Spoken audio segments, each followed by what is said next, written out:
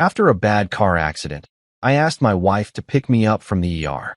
She replied, "Sorry, I'm at lunch with my male best friend. Can't just leave." I texted, "Okay." What the police officer told her when they approached her table at the restaurant changed everything about her dinner with her friend. You know that feeling when you're so close to home, you can practically taste your couch? That's exactly where I was at 11:47 p.m. on a Tuesday that started like any other crappy day in paradise. 14 hours of dealing with overdoses, heart attacks, and one particularly memorable case involving a guy who somehow got his head stuck in a mailbox. Don't ask me how, because even after 12 years as a paramedic, I'm still trying to figure that one out. The rain was coming down like God had a personal vendetta against anyone trying to get home safely. My windshield wipers were doing their best impression of an asthmatic trying to run a marathon, and I was squinting through the streaks thinking about nothing more complicated than a cold beer and maybe catching the tail end of whatever garbage was on late-night TV. Simple pleasures, you know? The kind of stuff you take for granted until life decides to play a little game I like to call, "Let's see how fast we can screw up Marcus's evening." I was maybe 3 blocks from my apartment, close enough that I was already mentally rehearsing my "honey, I'm home" routine for Camille. Though let's be honest, she was probably already asleep with her fancy silk eye mask and those ridiculous earplugs she insisted on wearing because apparently the world was too loud for her delicate sensibilities. But hey, that's marriage, right? You love someone despite their quirks, even when those quirks include treating sleep like it's some kind of sacred ritual that requires more preparation than a NASA launch. The intersection of 5th and Marshall was coming up.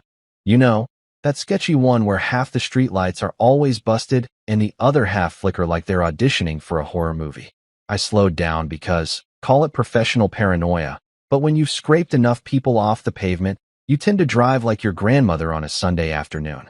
The light was green, had been green for a good 10 seconds, so I started rolling through, already thinking about how I was going to explain to Camille why I was late again. That's when I heard it.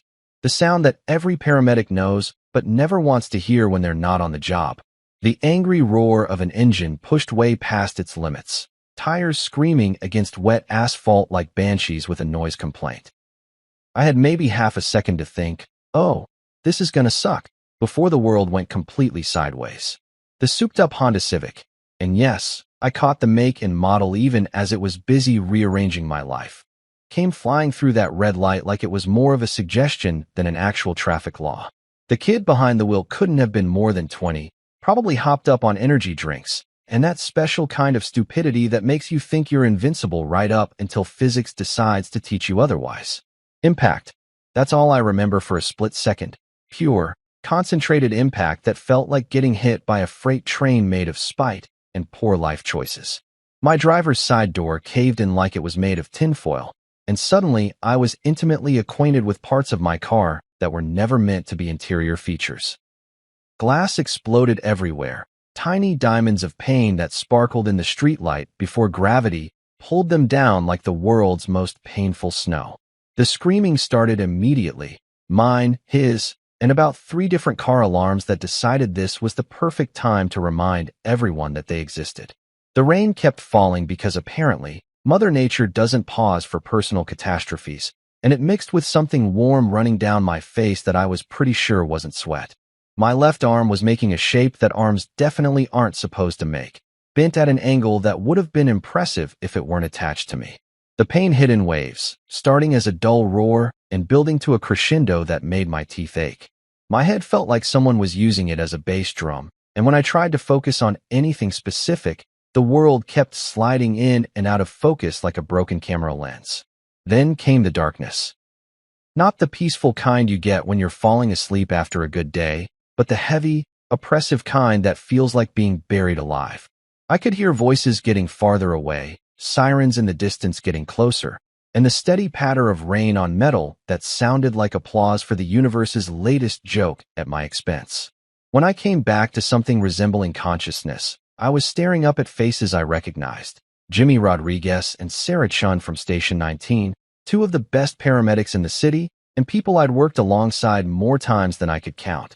The irony wasn't lost on me that I was now on the receiving end of the same professional calm I'd used on countless patients over the years. "Easy there," Marcus, Jimmy was saying, his voice carrying that practiced reassurance we all learned to use when things were bad, but not hopeless. We got you, man. Just stay with us. My vision kept swimming in and out of focus, but I could make out the familiar ritual. The careful extraction, the neck brace, the backboard that always felt like lying on a medieval torture device. Sarah was doing the thing with my arm that I'd done 1,000 times myself. The gentle probing that tells you everything you need to know about how badly you're screwed. Officer Ronan Pierce showed up just as they were loading me into the ambulance. Good old Ronan, who'd been dealing with the aftermath of car crashes almost as long as I'd been patching up the survivors. We'd grabbed beers together, complained about the job, shared the kind of dark humor that keeps you sane when you spend your days cleaning up other people's worst moments. He leaned in close, his face serious in that way cops get when they're about to ask the important questions. Marcus, buddy, we need to notify someone. You got an emergency contact? Family we should call. Through the haze of pain and whatever lovely cocktails they'd already started pumping into my four, I managed to croak out the name that should have been the easiest thing in the world to say. My wife. Camille. Please call her. Even through the fog of shock and medication, I remember thinking it was funny how those 3 words, my wife Camille, suddenly felt heavier than they ever had before. Like I was handing over something precious and hoping it wouldn't get dropped. The ride to St. Jude's emergency room was a blur of flashing lights, radio chatter, and that special kind of professional efficiency that I'd been on the delivering end of more times than I could count. Now that I was the guy strapped to the gurney, getting the full customer experience, I had to admit we made this look way easier than it actually was. Every bump in the road felt like someone was playing xylophone on my ribs, and my left arm was sending up distress signals that would have made the Titanic jealous. Jimmy kept talking to me the whole way. Standard protocol to keep the patient conscious and responsive, though in my case, it was more like keeping me from sliding into the kind of self-pity that comes with realizing you're about to become a statistic in your own field. Stay with us, Marcus. We're almost there. Sarah's got your vitals looking good, and that arm's gonna heal up just fine. You know the drill. Yeah, I knew the drill all right. I also knew that looking good in paramedic speak usually translated to not actively dying at this very moment, which, considering the circumstances, I was willing to accept as a win. St. Jude's ER on a Tuesday night was exactly what you'd expect. Controlled chaos with a side of fluorescent lighting that made everyone look like extras from a zombie movie. The triage nurse, a battle-hardened woman named Betty who'd been working these halls since before I was old enough to know what a stethoscope was, took one look at me and started the paperwork dance that turns human suffering into billable hours. They got me onto one of those hospital beds that somehow managed to be both too hard and too soft at the same time, and within minutes I was hooked up to more machines than a NASA control room. The pain meds hit my system like a warm wave of artificial happiness, taking the edge off everything and making the world feel like it was wrapped in cotton batting. Dr. Jennifer Walsh showed up looking like she'd been pulled from a medical textbook, competent, professional, and carrying that particular brand of exhaustion that comes with spending your nights putting people back together. She poked and prodded with the kind of thoroughness that would have been impressive if it weren't happening to me. Well, Marcus, she said, consulting her clipboard with the satisfied air of someone who'd just solved a particularly interesting puzzle. You've got yourself a nice clean break in your left radius. Should heal up just fine with a cast and some patience. The concussion's mild, but we'll want to keep an eye on that. All things considered, you got pretty lucky tonight. Lucky, right. Nothing says lucky like getting T-boned by a kid who probably thought traffic laws were more like traffic suggestions. But I'd seen enough crashes to know she was right. I could have been scraped off the pavement with a spatula, so I guess lucky was relative. That's when the question I'd been dreading finally came up. Betty the triage nurse appeared at my bedside with that particular look that nurses get when they're about to deliver news that's going to make your day significantly worse. Honey, she said, and already I knew this wasn't going to be good because Betty only called people honey when she was about to break bad news gently. We've been trying to reach your wife like you asked. Called her 3 times now, but she's not picking up. I stared at the ceiling tiles, counting the little holes in the acoustic panels while my brain processed this information. 3 calls. 3 attempts to reach the person who was supposed to be my emergency contact, my ride or die, my better half.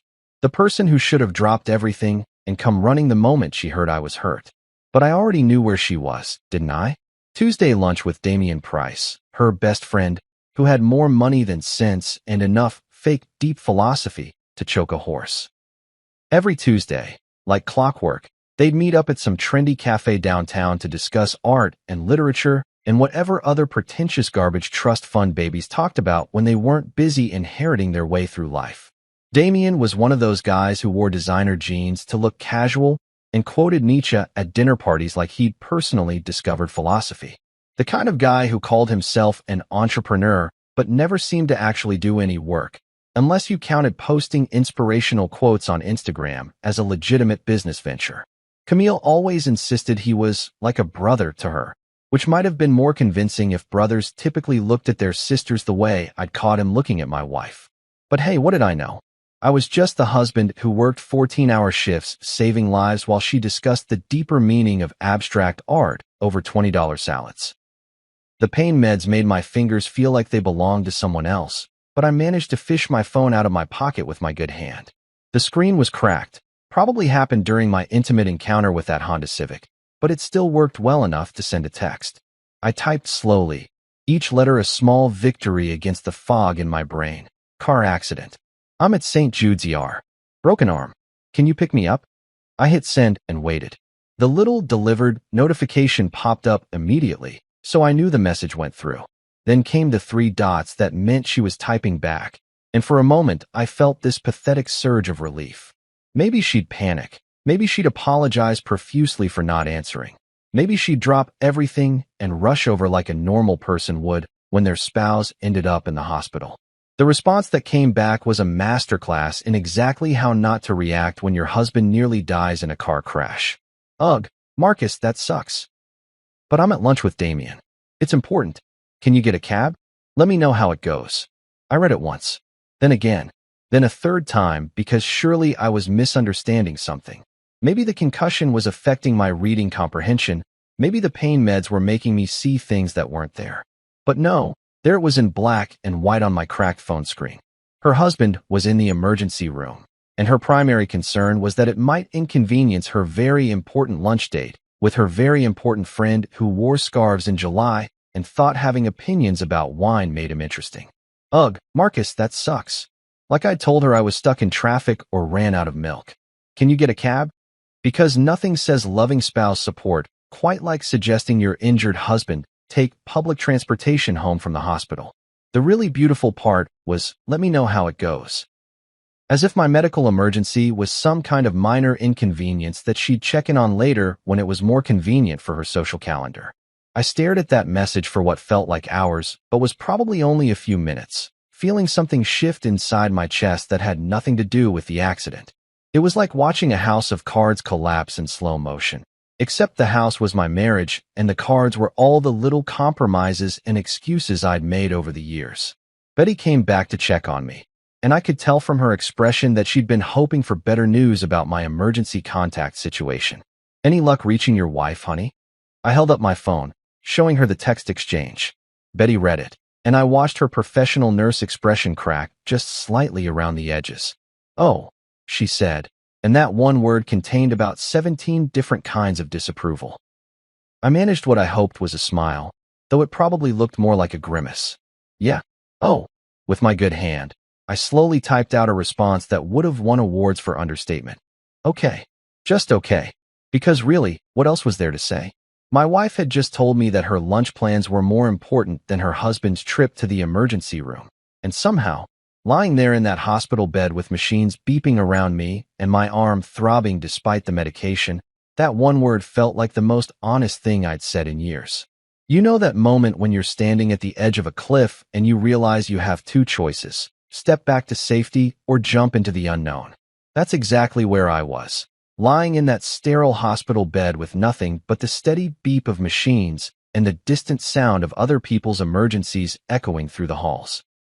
The pain meds had kicked in full force by now, wrapping everything in a nice fuzzy blanket of artificial calm, but my mind was crystal clear in a way it hadn't been in years.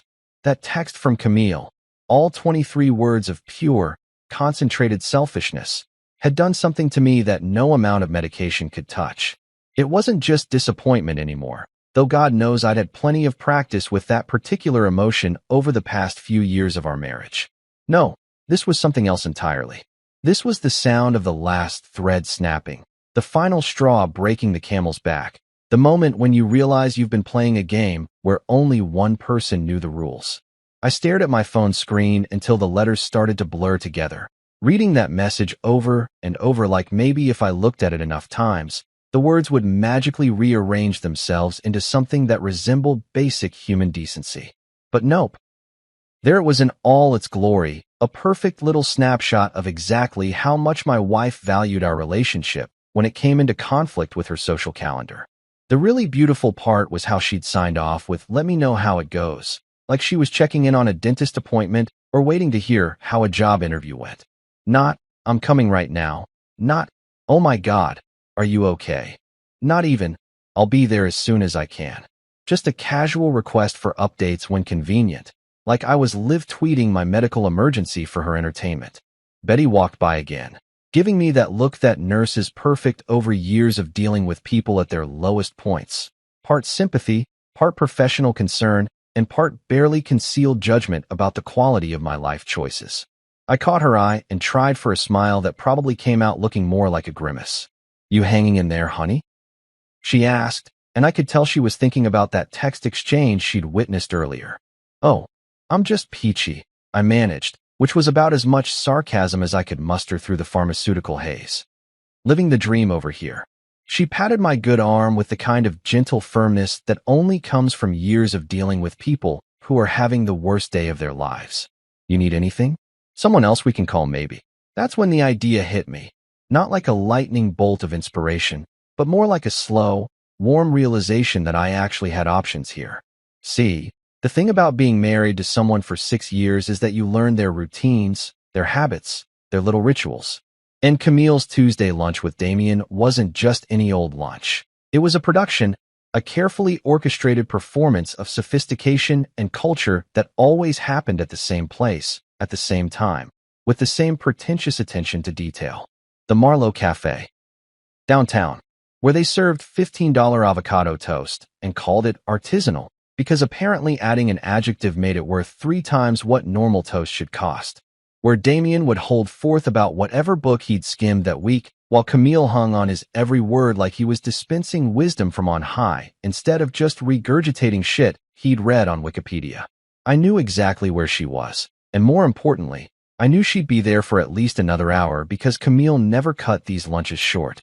They were too important to her self-image, too central to whatever fantasy she'd built about herself as some kind of intellectual socialite who discussed philosophy over wine at 2 in the afternoon on a Tuesday. The pain meds were making me feel loose and reckless in a way that probably should have been a warning sign, but instead felt like permission.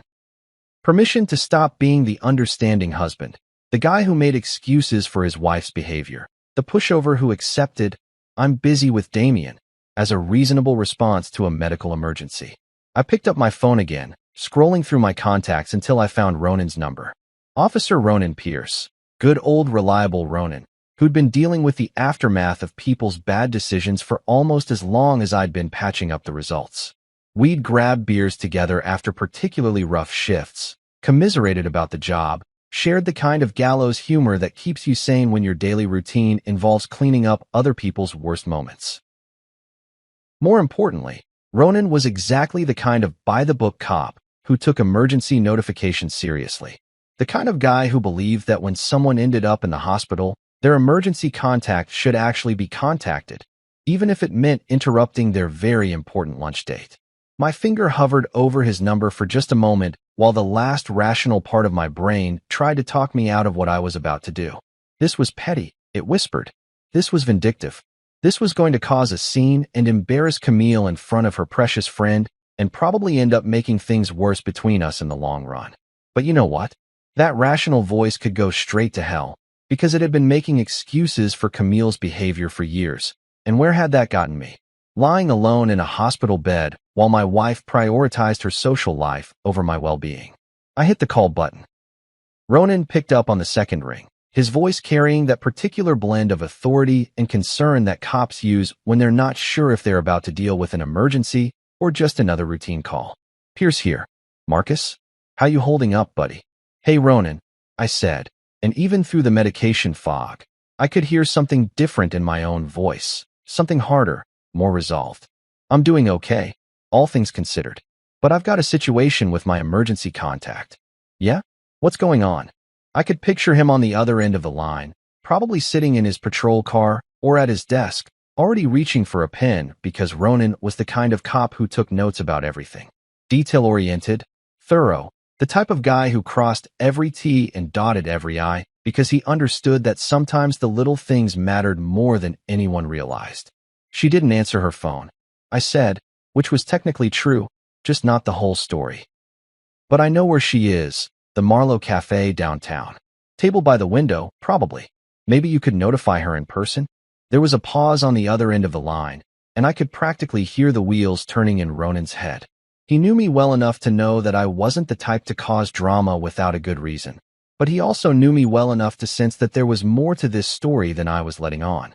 You sure about this, Marcus? He asked, and there was something in his tone that suggested he understood exactly what I was asking him to do. You want us to send officers to notify her at a restaurant? I closed my eyes, letting the weight of the moment settle around me like a blanket. This was it, the point of no return, the moment when I stopped being the guy who accepted whatever scraps of attention his wife felt like throwing his way and started being the guy who demanded better. I'm sure, I said, and for the first time in longer than I could remember, I actually meant it. All right then, I'll send a couple officers over. You just focus on getting better, okay? Rest easy, Marcus. I hung up the phone and leaned back against the pillows, closing my eyes and letting a smile spread across my face, the first genuine smile I'd felt in months. Somewhere across town, Camille's very important lunch was about to get a very interesting interruption, and for once in our relationship, she was going to have to deal with the consequences of her choices in front of an audience she actually cared about impressing. The machines kept beeping their steady rhythm, but somehow the sound felt different now, less like a countdown to disaster and more like a metronome keeping time for whatever came next. The Marlowe Cafe was exactly the kind of place that charged $17 for a salad and called it an experience. All exposed brick and Edison bulbs, with mismatched vintage furniture that probably cost more than my monthly car payment, and a menu written in that pretentious font that makes you squint to figure out what the hell you're actually ordering. It was the type of establishment that attracted people who wanted to be seen being cultured, where conversations about sustainability happened over imported water and the waitstaff all looked like they were auditioning for indie films between shifts.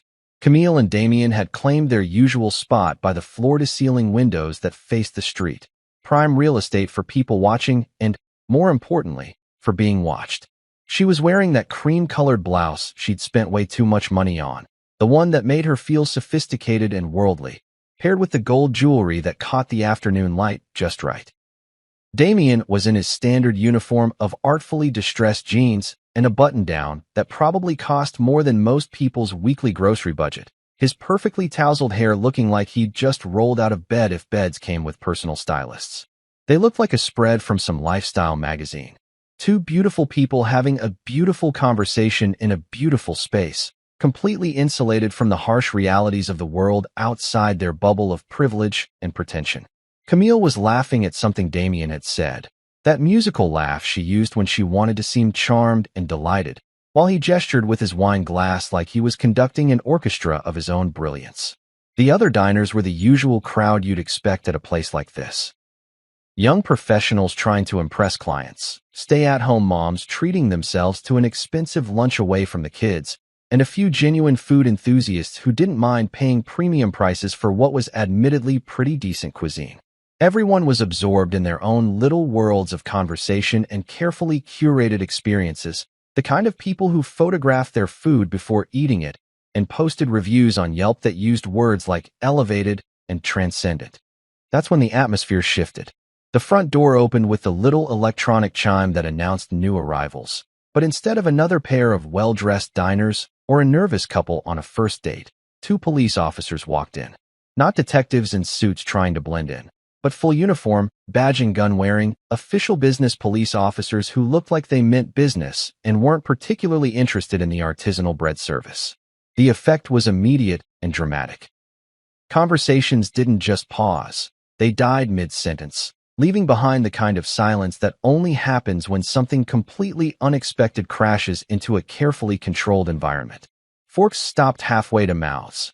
Wine glasses froze in mid-sip, and every head in the place turned toward the door like they were watching a tennis match where the ball had just exploded. Officer Janet Mills led the way, a tall, no-nonsense woman with about 15 years of experience dealing with people on what were usually the worst days of their lives. Her partner, Officer David Chun, followed close behind, both of them scanning the room with the practiced efficiency of cops who knew how to spot what they were looking for in a crowd. Their boots made solid, authoritative sounds against the polished concrete floor, a rhythmic counterpoint to the sudden hush that had fallen over the entire restaurant. They approached Camille's table with the kind of purposeful stride that left no doubt about their destination. Every eye in the place was following their progress, and I could practically feel the collective intake of breath as the other diners realized they were about to witness some kind of drama unfold in real time. Officer Mills stopped directly beside Camille's chair, her presence commanding and impossible to ignore. Damien's fork was still suspended in midair, a piece of arugula dangling from it like a green flag of surrender, while Camille looked up with the kind of confused expression people get when their perfectly ordered world suddenly develops an unexpected crack. "Ma'am," Officer Mills said, her voice carrying clearly across the now silent restaurant. "Are you Camille Lane?" The question hung in the air like smoke, and I could imagine Camille's mind racing to process what was happening. Her name, spoken by a police officer, in front of all these people, in the middle of her very important lunch with her very important friend. The color started draining from her face as the implications began to sink in. "Yes," she managed, her voice smaller than usual, lacking the confident tone she used when discussing art installations or the deeper meaning of whatever pretentious novel Damien had recommended that week. What's wrong?" Officer Mills consulted her notepad with the kind of professional detachment that comes from delivering bad news, so often it becomes routine. "Your husband, Marcus Lane, was involved in a major vehicle accident earlier this afternoon. He was transported by ambulance to St. Jude's Hospital with significant injuries. We've been trying to contact you for over 2 hours. He listed you as his emergency contact." The words hit the restaurant like a physical force.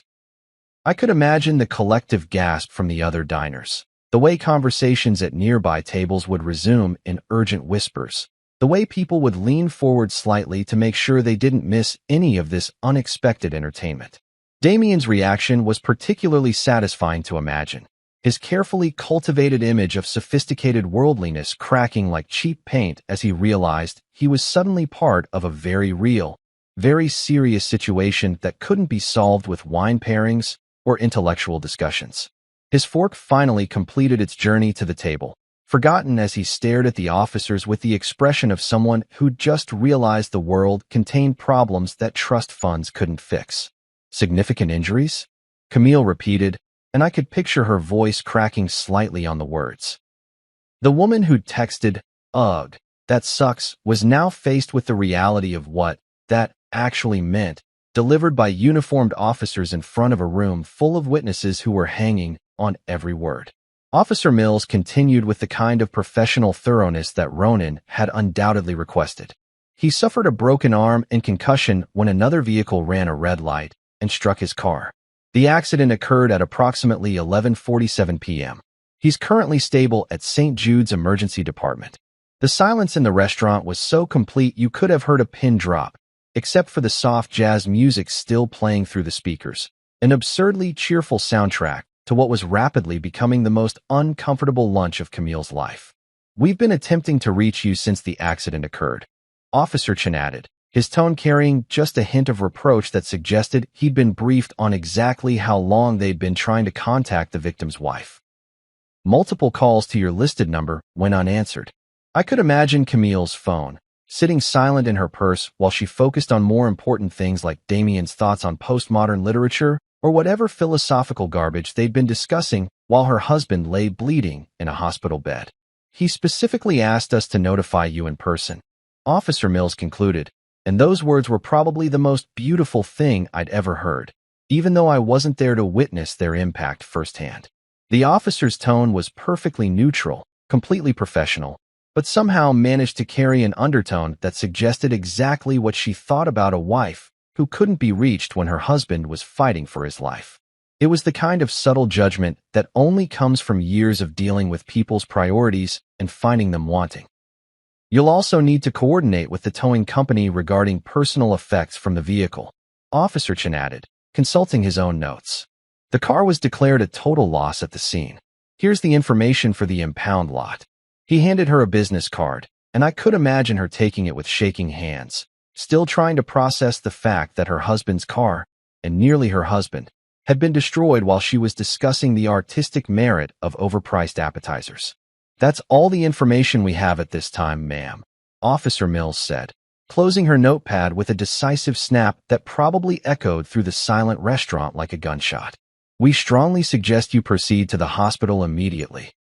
And then, with the same professional efficiency they'd used to enter, both officers turned and walked toward the door, their job complete, leaving behind a dining room full of people who'd just witnessed someone's carefully constructed world collapse in real time. I could imagine Camille sitting there in the aftermath, surrounded by the scattered remains of her sophisticated lunch and the weight of dozens of stares from strangers who now knew exactly what kind of person she was. Her perfectly planned afternoon, her important conversation with Damien, her entire self-image as someone who had her priorities straight. All of it reduced to rubble by a simple police notification that she should have received hours ago in the privacy of a phone call. But she'd chosen differently, and now everyone in that restaurant knew it. Back at St. Jude's, I was getting the full VIP treatment. If VIP stood for a very injured person instead of very important person. Dr. Walsh had just finished explaining the thrilling details of my medical situation, while a nurse who looked like she could bench press a small car carefully maneuvered my busted arm into what would become my stylish new accessory for the next 6 to 8 weeks. The cast was going to be that lovely hospital beige color that screamed, I made poor life choices. But hey, at least it would match my current mood. The stitches were the fun part. Apparently, when glass decides to redecorate your face, it likes to get creative with the patterns. Nothing too dramatic, just a few artistic slashes that would probably leave me looking like I'd gotten into a fight with a very small, but very determined ninja. The doctor assured me they'd heal up fine and barely leave scars, which was great news for my already devastated modeling career. I was lying there contemplating the acoustic tiles and the ceiling and wondering if there was some kind of cosmic joke being played at my expense when I heard a familiar voice cutting through the usual hospital chaos like a machete through bureaucratic bullshit. Where is he? Where's my idiot brother? Tessa, my younger sister, the human hurricane who could turn a library into a war zone just by walking through the doors. I heard her before I saw her, which was usually the case with Tess. She had a voice that could cut through steel and a personality to match. The sound of her approach was like hearing the cavalry charge, if the cavalry wore designer boots and had a master's degree in corporate warfare. She appeared in my doorway looking exactly like what she was, a successful marketing executive who'd just abandoned whatever important meeting she'd been in to rush to the hospital. Her blonde hair was still perfectly styled despite the obvious speed with which she'd gotten here, and she was wearing one of those power suits that cost more than most people's monthly rent. Tessa had always been the sibling who landed on her feet, the one who turned every setback into a comeback story and every obstacle into a stepping stone.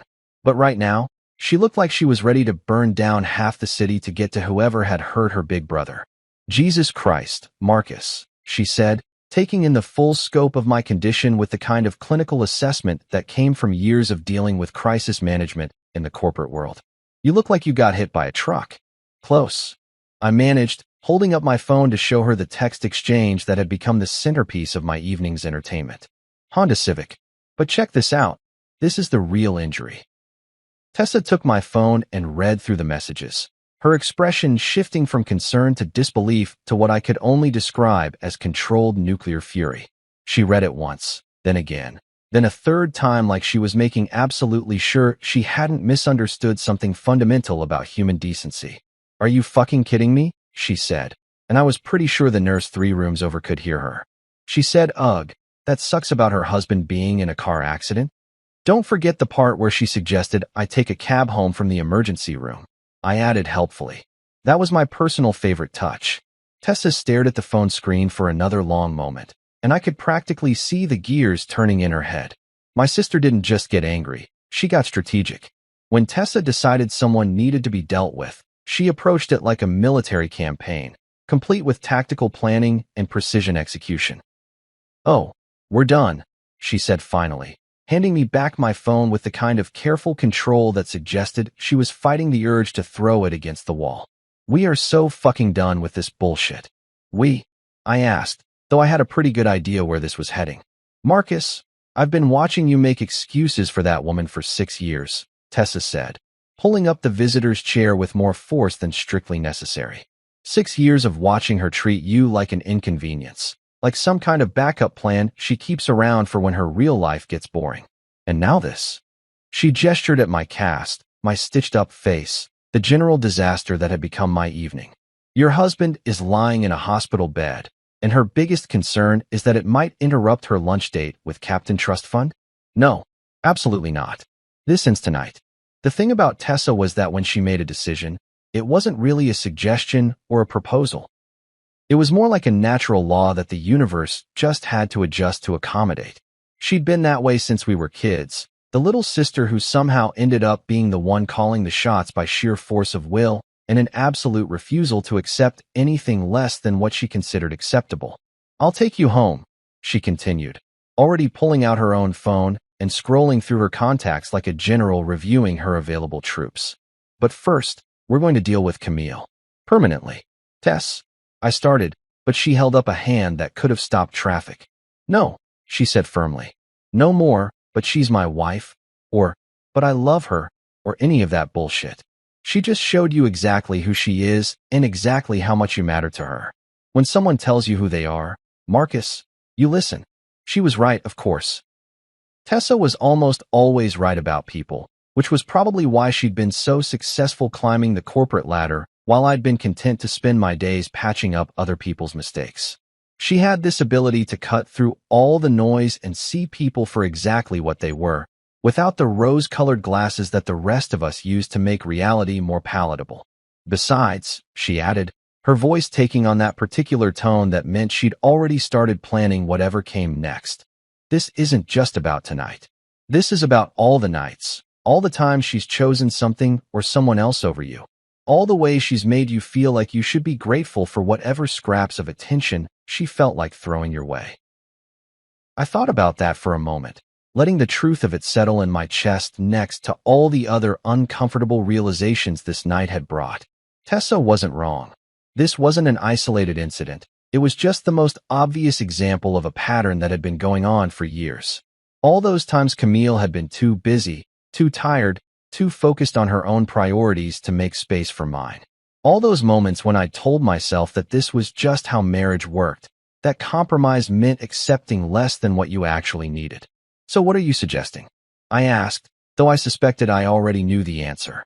Tessa's smile was the kind that had probably sent shivers down the spines of countless corporate executives who'd underestimated her over the years. It was the smile of someone who'd just figured out how to solve a problem that everyone else thought was unsolvable.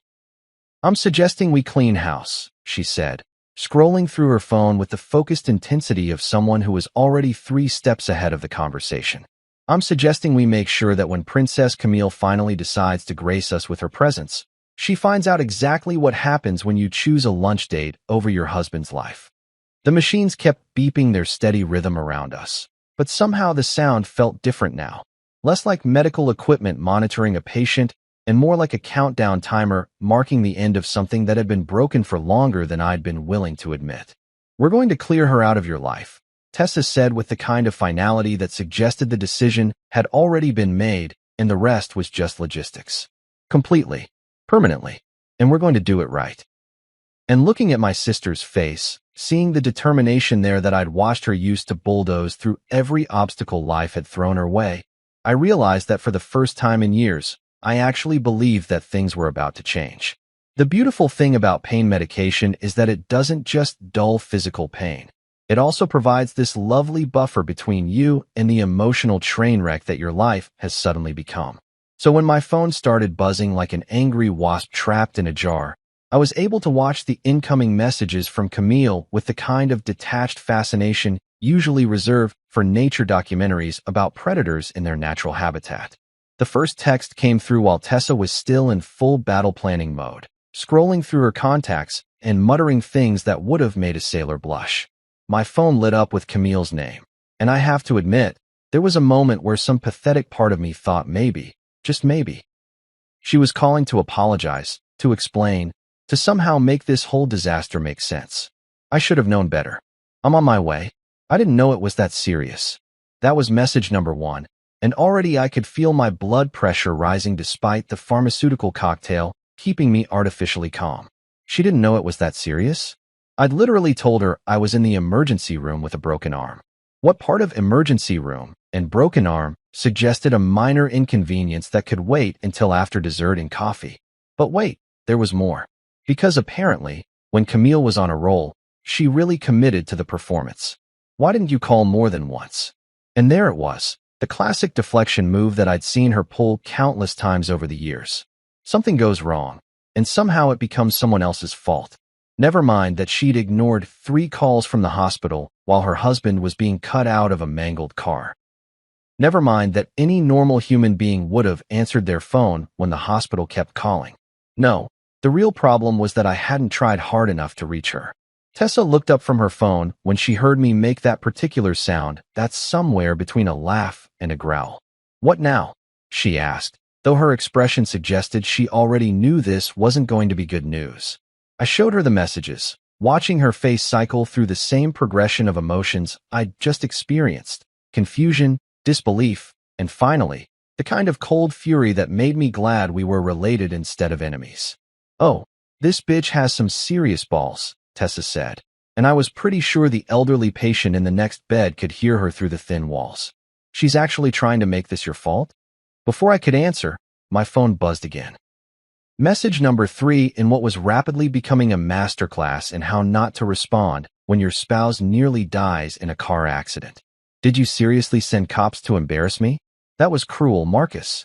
I stared at that message for a long moment, feeling something shift inside my chest that had nothing to do with the accident and everything to do with the slow, dawning realization that I was married to someone who was genuinely, spectacularly selfish.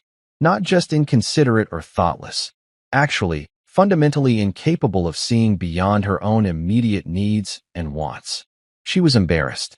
Her husband was lying in a hospital bed, and her primary concern was that she'd been embarrassed in front of her trust fund boyfriend and a restaurant full of strangers who now knew exactly what kind of person she was. The fact that those cops had been sent because she'd ignored multiple calls from the hospital while her husband fought for his life? Totally irrelevant.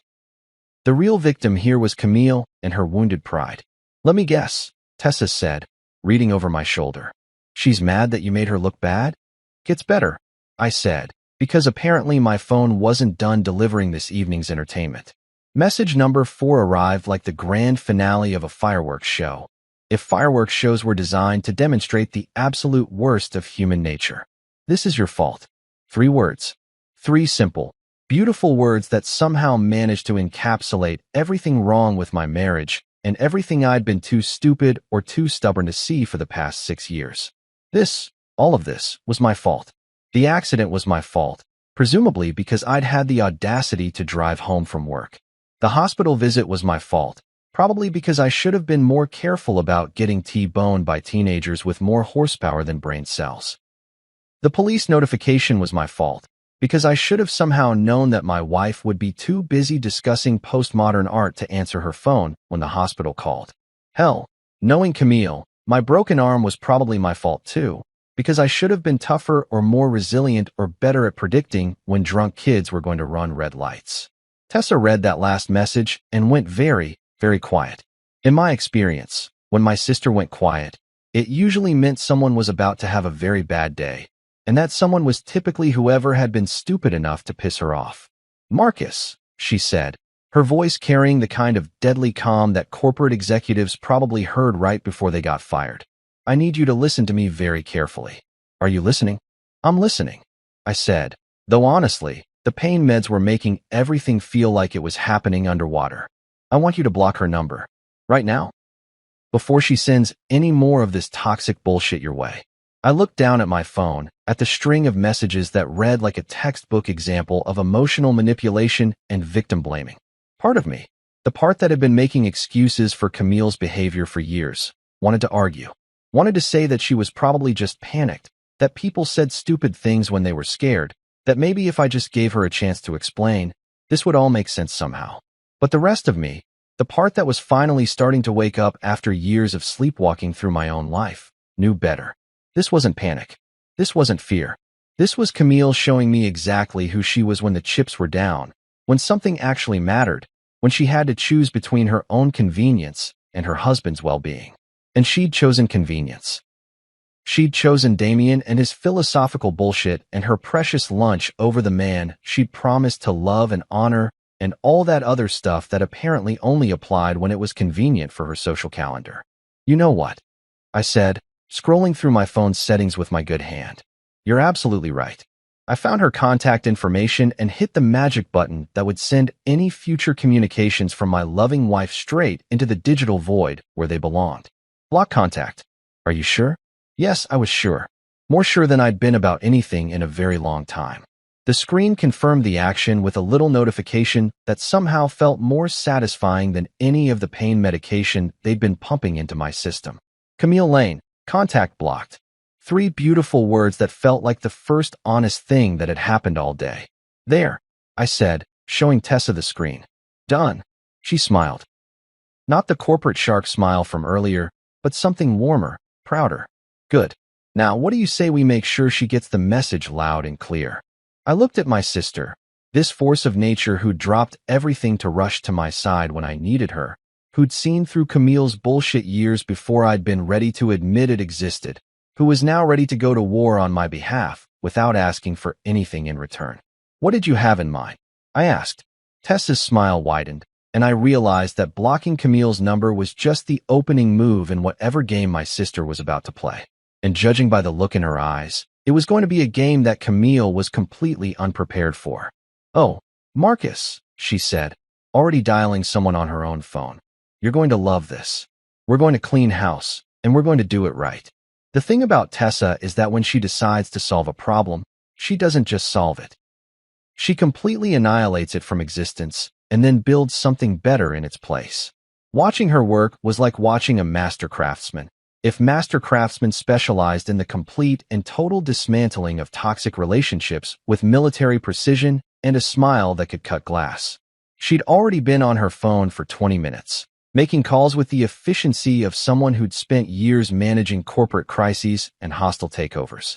Each conversation was brief, professional, and absolutely devastating in its implications for anyone who might be on the receiving end of Tessa's particular brand of problem-solving. Morgan Movers, she said, covering the phone and grinning at me like a cat who'd just figured out how to open the canary cage. They specialize in what they call relationship transition services. Basically, they're the Navy SEALs of breakup logistics. I had to admire the entrepreneurial spirit of whoever had figured out there was money to be made in helping people extract themselves from bad relationships.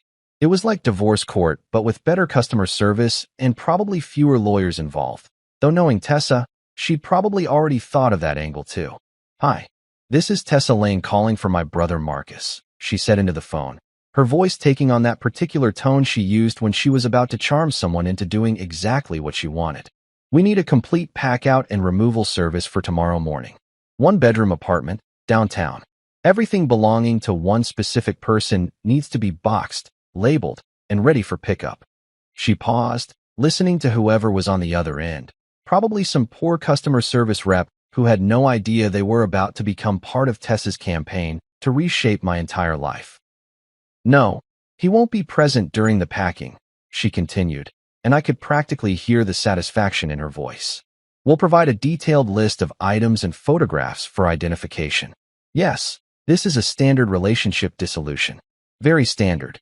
The way she said very standard made it sound like failed marriages were just another item on her to-do list, somewhere between quarterly budget reviews and strategic planning meetings.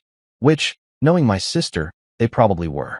While she handled the logistics of Operation Remove Camille from my life, I found myself thinking about all the stuff that was scattered around my apartment. 6 years of accumulated couple debris. Her expensive skincare products taking up half the bathroom counter. Her collection of scented candles that apparently served some mysterious purpose beyond making the place smell like a Yankee Candle store had exploded. And that god-awful modern art piece she'd insisted on hanging in the living room that looked like someone had sneezed paint onto a canvas and called it evocative. The clothes alone would probably take hours to sort through. Camille had this thing about designer labels and investment pieces that cost more than my monthly salary. Her closet looked like a boutique that catered exclusively to people who thought spending $300 on a t-shirt was a reasonable life choice. Not that I was bitter or anything. Excellent, Tessa was saying, apparently having worked out whatever details needed working out. We'll need everything boxed, labeled, and staged in the living room by noon tomorrow. Clean, professional, no damage to any items. This is about boundaries, not revenge. She hung up and immediately started dialing another number, because apparently we were just getting started with the wholesale reorganization of my personal life. Loctite locksmiths, she announced, giving me a thumbs up like she'd just scored the winning goal in whatever game we were playing. Can't have Princess Camille letting herself back in whenever she feels like it. The locksmith conversation was even shorter than the moving company call, probably because changing locks was significantly less complicated than coordinating the complete removal of someone's entire existence from an apartment. Though in Tessa's hands, both seemed to be getting handled with the same ruthless efficiency. Tomorrow at 8 a.m., she said after hanging up. New locks, new keys, and a security system upgrade, because why not go all the way, right? I had to laugh at that, despite everything. My sister didn't just solve problems. She oversolved them, adding features and benefits that you didn't even know you needed until she pointed them out.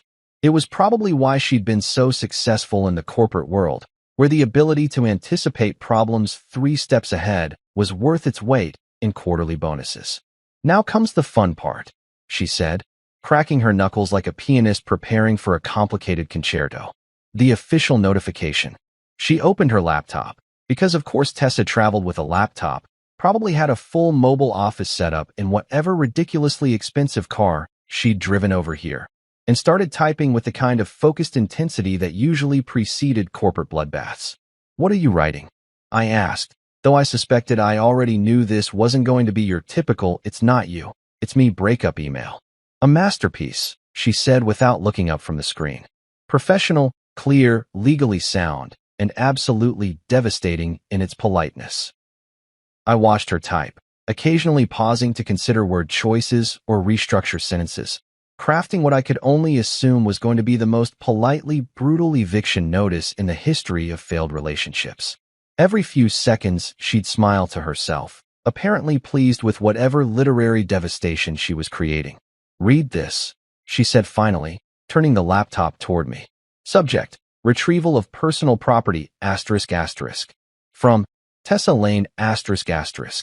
Camille, your relationship and residence with Marcus Lane have been terminated effective immediately. Following your response to his medical emergency this afternoon, it has become clear that this living arrangement is no longer sustainable or appropriate. Your personal belongings have been professionally packed and inventoried by Morgan movers and are ready for retrieval. You have 48 hours from the time of this email to coordinate pickup with the moving company. Their contact information is attached. Please note that the locks have been changed as a security precaution. Any future access to the property will require advance coordination through the moving company or legal counsel. Any attempt to contact Marcus directly will be considered harassment and will be documented accordingly. All future communication regarding this matter should be directed through my office. Tessa Lane, on behalf of Marcus Lane.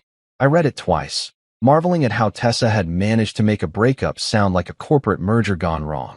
It was polite, professional, and absolutely devastating in its complete lack of emotion or room for negotiation. There was no "let's talk about this," or "maybe we can work things out," just cold, hard logistics and a clear timeline for removing yourself from someone's life. Jesus, Tess, I said, genuinely impressed. This reads like you're terminating a business contract. Because that's exactly what I'm doing, she replied, already moving the cursor to the send button. Camille treated your marriage like a business arrangement where she got all the benefits and none of the responsibilities. So now she gets to experience the business end of that arrangement. The email disappeared with a soft whoosh, carrying with it the official end of my 6-year marriage and the beginning of whatever came next. I watched the sent confirmation appear on the screen and felt something shift in my chest. Not sadness, exactly, but more like relief. Like I'd been holding my breath for years and was finally allowed to exhale. There, Tessa said, closing the laptop with a decisive snap. Clean, professional, and completely final. By Thursday morning, it'll be like she was never there. I looked around the hospital room, at the machines beeping steadily beside my bed, at my sister who dropped everything to come wage war on my behalf, at the cast on my arm that was somehow the least broken thing about my life right now. You know what the weird part is? I said, "What's that?" For the first time in years, I actually feel like I can breathe. That night, after Tessa had finally gone home with promises to check on me first thing in the morning and threats to personally hunt down anyone who gave me grief about my situation, I was lying in my own bed for the first time in what felt like a decade. The apartment was weird without Camille's presence. Not emptier exactly. More like when you finally turn off a TV that's been playing background noise for so long you forgot it was there. The silence wasn't lonely, it was peaceful. The pain meds were wearing off enough that I could think clearly, but not so much that my arm felt like it was trying to secede from the rest of my body. I was scrolling through Netflix with my good hand, looking for something mindless to fall asleep to, when my phone buzzed with a notification that made me do a double take. Instagram message request. From Damian Price. I stared at the notification for a solid 30 seconds, trying to process what possible reason Captain Trust Fund could have for sliding into my DMs. This was the same guy who'd been having his very important lunch with my wife while I was bleeding in a hospital bed. The same guy who probably thought emergency contact was something you called when you ran out of champagne at a dinner party. Curiosity won out over common sense, a pattern that had gotten me into trouble before, but never quite like this. I opened the message, not sure if I was about to read an apology, a confession, or just more evidence that the entire universe had lost its collective mind. "Hey man, I didn't know about your accident. When the cops came, I was shocked. I asked Camille why she hadn't left earlier. She just shrugged. That's not the kind of person I want in my life. I'm sorry for being part of this mess. Hope you recover fast." I read it once, then again, then a third time because apparently this night was just going to keep delivering surprises until my brain completely gave up trying to process them. Damian Price. The guy I'd spent years assuming was trying to steal my wife, the trust fund philosopher who quoted dead Germans at dinner parties and wore scarves in July, was apologizing to me. And not just apologizing, but essentially confirming that Camille was exactly as awful as her behavior suggested. The really fascinating part was that detail about him asking why she hadn't left earlier and her response being a shrug. A fucking shrug. Her husband was in the hospital, and when her supposed best friend suggested maybe she should go check on him, she shrugged like he'd asked her opinion about the weather. I could picture the scene. Damien probably doing that thing rich people do when they're confronted with actual human suffering. That uncomfortable shifting around while they try to figure out how to respond appropriately. And Camille, faced with the choice between appearing caring and admitting that she'd rather finish her meal than deal with her husband's medical emergency, just shrugged. It was almost impressive in its complete lack of self-awareness. Most people, when caught being heartless in front of witnesses, at least had the decency to pretend they cared. But not Camille. She was apparently so committed to her own priorities that she couldn't even fake concern when social pressure demanded it. The fact that Damien, Mr. Pretentious Philosophy himself, was horrified enough by her reaction to reach out to me spoke volumes about just how badly she'd handled the situation. This was a guy who probably thought empathy was a wine varietal, and even he could see that something was fundamentally wrong with a woman who couldn't be bothered to show concern for her injured spouse. That's not the kind of person I want in my life. Coming from Damien, that was practically a character assassination. He was essentially saying that Camille had failed some basic test of human decency so spectacularly that even someone who spent his days discussing the deeper meaning of abstract art couldn't overlook it. I found myself laughing, not the bitter, angry kind of laugh I'd been doing all day, but something closer to genuine amusement. The irony was just too perfect. I'd spent years being jealous of Damien, worried that he was going to steal my wife away with his sophisticated conversation and his designer lifestyle. Turns out, he had better judgment about people than I did. The message was weak, sure. It was the kind of apology that rich people give when they want to distance themselves from someone else's bad behavior without actually taking any real responsibility. But it was also revealing in ways that Damien probably didn't realize. He'd been there. He'd seen Camille's reaction firsthand. And whatever he'd witnessed had been so off-putting that he'd felt compelled to reach out to the husband he barely knew to essentially say, "Holy shit, your wife is terrible, and I want no part of this." More importantly, it meant that Camille hadn't just lost her husband tonight. She'd also lost her backup plan, her safety net, her best friend, who'd been providing her with the intellectual stimulation and sophisticated companionship that apparently I was too blue-collar to offer. Damien Price, with his trust fund and his philosophical pretensions and his carefully curated lifestyle, had looked at Camille's behavior and decided she wasn't worth keeping around. The guy who probably had women throwing themselves at him left and right had seen enough of my wife's true character in one afternoon to know he wanted nothing to do with her. That was the most damning indictment of all. Not the blocked phone calls, not the dismissive text messages, not even the shrug when asked why she wasn't rushing to her husband's bedside. The real truth about Camille was that even the people she thought were her allies, the ones she'd prioritized over her marriage, found her behavior unacceptable when it really mattered. I thought about responding to Damien's message, maybe thanking him for the information or asking for more details about exactly what had happened at that restaurant. But honestly, what was the point? The damage was done, the truth was out, and adding more drama to this shit show wasn't going to change anything. Instead, I just deleted the message request and went back to browsing Netflix. Damien could keep his weak apology and his guilty conscience. I had more important things to think about, like what I was going to do with all the extra closet space I was about to have. The apartment felt different now, not just quiet, but somehow cleaner. Like someone had opened all the windows and let out years of accumulated toxicity. Tomorrow, Morgan movers would come and physically remove the last traces of Camille from my space. But tonight, just knowing that even her precious Damien had seen through her bullshit was enough. I settled on some mindless action movie and closed my eyes, my phone silent beside me for the first time in longer than I could remember. No more texts from Camille. No more guilt trips or blame games or carefully worded manipulations designed to make me question my own judgment. Just silence and the steady sound of my own breathing and the comfortable weight of knowing that sometimes the trash takes itself out. The next morning came with the kind of efficiency that only happens when Tessa is running the show. By 8 a.m. sharp, Loctite locksmiths had already come and gone, leaving me with a set of shiny new keys and the satisfying knowledge that my apartment was now officially a Camille-free zone. The security system upgrade was overkill, but I had to admit there was something deeply satisfying about having a digital fortress protecting my newfound peace of mind.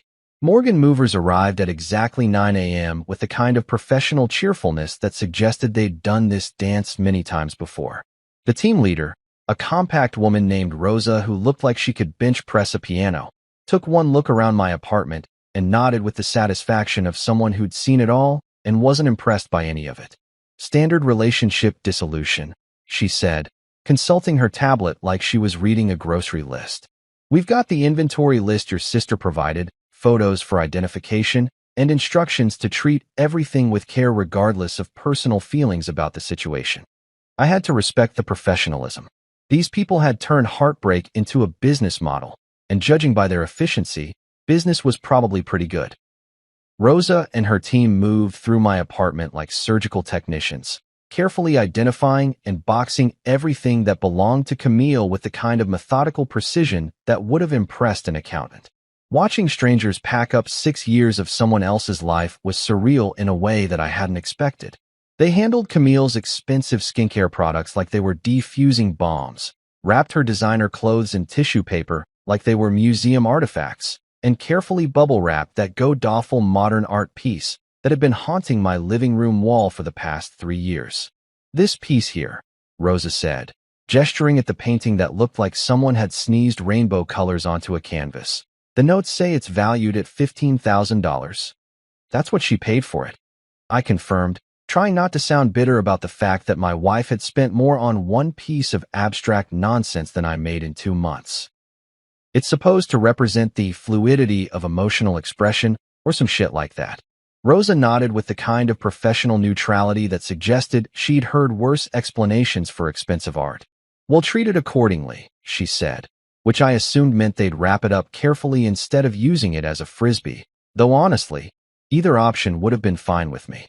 The whole process took about 3 hours, during which time my apartment was gradually transformed from the cluttered shrine to someone else's taste into something that actually looked like a place where I might want to live. It was amazing how much space opened up once you removed all the unnecessary shit that someone else had insisted was essential for proper living. The scented candles alone filled 2 entire boxes, which raised the question of exactly how many different ways a person needed their living space to smell like a Bath and Body Works had exploded. Her shoe collection required its own dedicated moving cart, because apparently you needed 47 pairs of shoes to properly express your personality, even if 30 of them were identical black heels in slightly different shades. By noon, everything was boxed, labeled, and stacked in my living room like the world's most depressing game of Tetris. Rosa handed me a detailed inventory list and a receipt, her expression suggesting this was just another Tuesday in the relationship cleanup business. "Your sister arranged for storage if pickup doesn't happen within the 48-hour window," she said, checking something off on her tablet. "After that, it's not your problem anymore. Not my problem anymore." For words that somehow managed to capture the entire spirit of this whole operation. For 6 years, Camille's problems had been my problems, her priorities had dictated my schedule, her moods had determined the atmosphere of my home.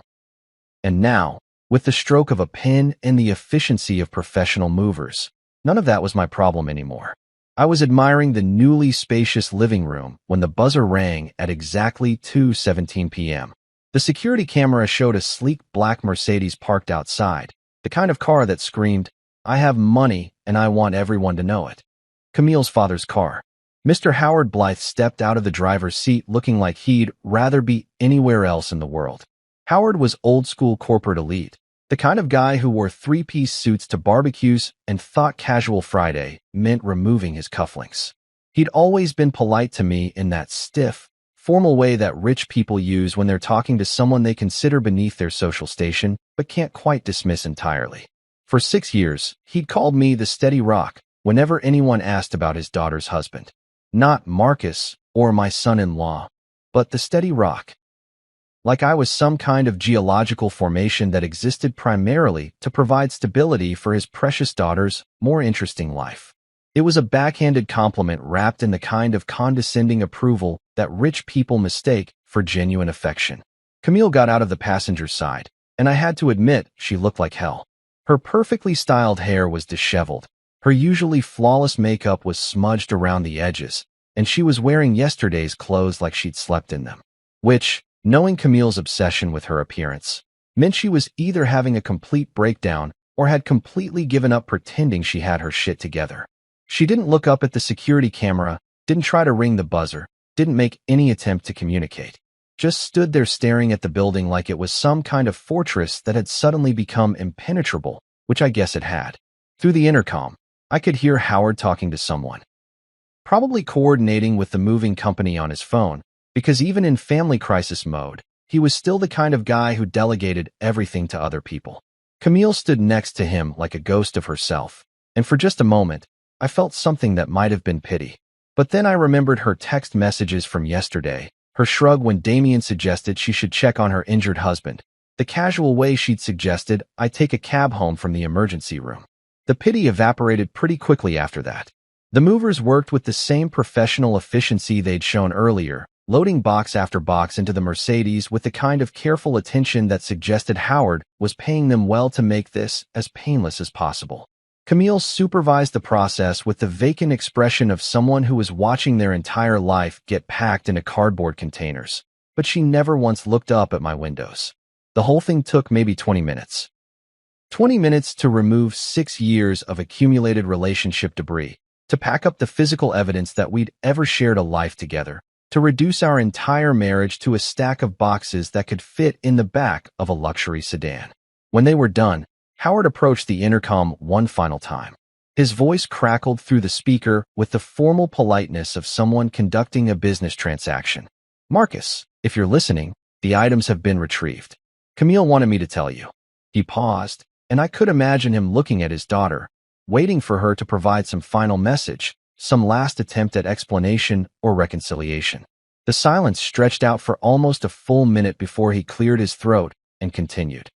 "She wanted me to tell you that she left the spare key on your kitchen counter yesterday. That was it. No apology, no explanation, no attempt to salvage anything from the wreckage of our relationship. Just a practical note about key return, delivered through her father like she was a teenager who couldn't be trusted to handle her own affairs." I watched through the window as they got back into the Mercedes and drove away, taking with them the last physical traces of Camille from my life. The car disappeared around the corner, and just like that, it was over. I walked back into my living room and looked around at the space that was now completely, undeniably mine. No designer throw pillows positioned at precise angles, no expensive candles cluttering every surface, no abstract art demanding attention from the walls. Just clean, empty space that I could fill with whatever the hell I wanted. I sat down on my couch, which was apparently mine now, since Camille hadn't tried to claim it, and took a deep breath. The apartment smelled different already, less like a showroom and more like a place where someone actually lived. For the first time in years, the silence in my apartment wasn't uncomfortable. It wasn't lonely or oppressive or filled with the weight of unspoken resentments. It was just quiet, peaceful, full of possibility. I closed my eyes and smiled. Finally, peace. 7 months later, and I'm sitting in the same apartment that used to feel like a museum dedicated to someone else's taste, except now it actually looks like a place where I live. The walls have my pictures on them, shots from work, a few landscapes I took on weekend trips, even that ridiculous photo of me and my paramedic crew after we won the department's chili cook-off. Real life, not the sanitized perfection that Camille had insisted on maintaining. My arm healed up perfectly, just like Dr. Walsh said it would. The scars on my face faded to thin silver lines that most people don't even notice unless I point them out. But the real healing, the stuff that doesn't show up on x-rays, that took a little longer. Turns out, when you spend 6 years accepting less than you deserve, it takes some time to remember what you're actually worth. Work's been good. Better than good, actually. Without the constant background stress of managing someone else's emotional needs and social calendar, I've been able to focus on what I'm actually good at. Last month, I got a commendation for handling a multi-car pileup that could have been a complete disaster. Funny how much better you perform when you're not wondering if your spouse will be annoyed that you're working late again. Tessa still checks in regularly, though she's dialed back the protective sister routine. Now that she's satisfied, I'm not going to backslide into making excuses for toxic behavior. She was right about everything, of course, but she's gracious enough not to say, "I told you so," more than once a week. About 3 months ago, Camille tried reaching out. One long, exhausting email that somehow managed to hit every manipulation technique in the handbook. She was sorry. She panicked. She didn't realize how serious the accident was. Damien had pressured her to stay at lunch. Blah, blah, blah. The greatest hits of someone who'd finally figured out that actions have consequences, but still couldn't quite grasp the concept of personal responsibility. The email ended with the predictable plea, "I miss our life. I want it back. Please think about it." I read it exactly once, then did something that would have seemed impossible 6 months earlier. I didn't respond. Not with anger, not with explanations, not with a detailed breakdown of exactly why she was wrong about everything. I just didn't respond at all. Instead, I set up an email filter that sends anything from her address straight to the trash folder, where it belongs with the rest of the garbage I don't need cluttering up my life. The thing about revenge is that most people think it involves dramatic confrontations and elaborate schemes designed to make the other person suffer. But real revenge, the kind that actually matters, is so much simpler than that. It's silence. It's boundaries. It's waking up in a space where no one treats you like their backup plan. Camille chose rose and risotto over her husband lying in a hospital bed. She chose her social calendar over basic human decency. her trust fund philosopher over the man who'd spent 6 years trying to make her happy. Those were her choices, and now she gets to live with the consequences of them. I chose differently. I chose peace over drama, self-respect over settlement, silence over endless explanations that would never be enough anyway. The apartment is quiet these days, but it's a good kind of quiet. The kind that comes from knowing you don't have to walk on eggshells or manage someone else's moods or pretend that selfish behavior is just a quirky personality trait. I wake up when I want to wake up, eat what I want to eat, watch whatever garbage I feel like watching on TV without having to endure commentary about how my entertainment choices reflect poorly on my intellectual development.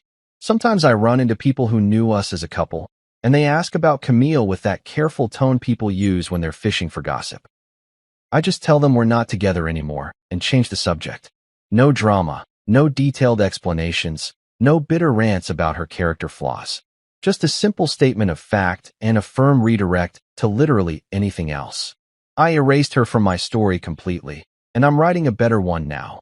One where the protagonist doesn't accept crumbs and call it a feast, where the hero actually values himself enough to demand better treatment, where the ending involves peace instead of chaos.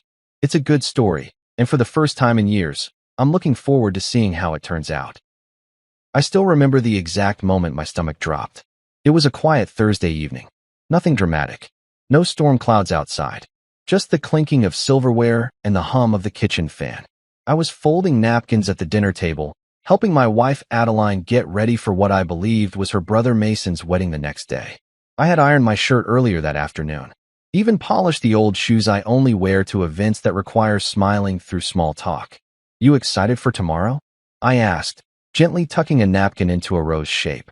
Adeline blinked, almost like she didn't understand what I was talking about. Then she tilted her head slightly, narrowed her eyes at me as if I had just suggested the sky was green, and replied in the flattest voice I've ever heard from her. It was last week. At first, I thought she was joking. I waited for the smirk, the sarcastic jab she always followed her pranks with. But nothing came. She reached for her phone, tapped her screen a few times, and handed it to me without a word. There it was. Proof. Mason and his bride, Lucy, standing under a wooden arch decorated with white roses and soft string lights. Guests gathered by the lake, raising glasses. There was Mason's best man, her cousin Jace, wiping tears from his eyes. The photographer had done a great job capturing everything. And then there was Adeline, my wife, in a deep emerald dress I'd never seen before. Hair curled, makeup perfect, smiling like she belonged there. Because she did. Everyone did. Except me. I kept flipping through the pictures, searching for a glimpse of myself. Maybe a corner of my jacket in the background.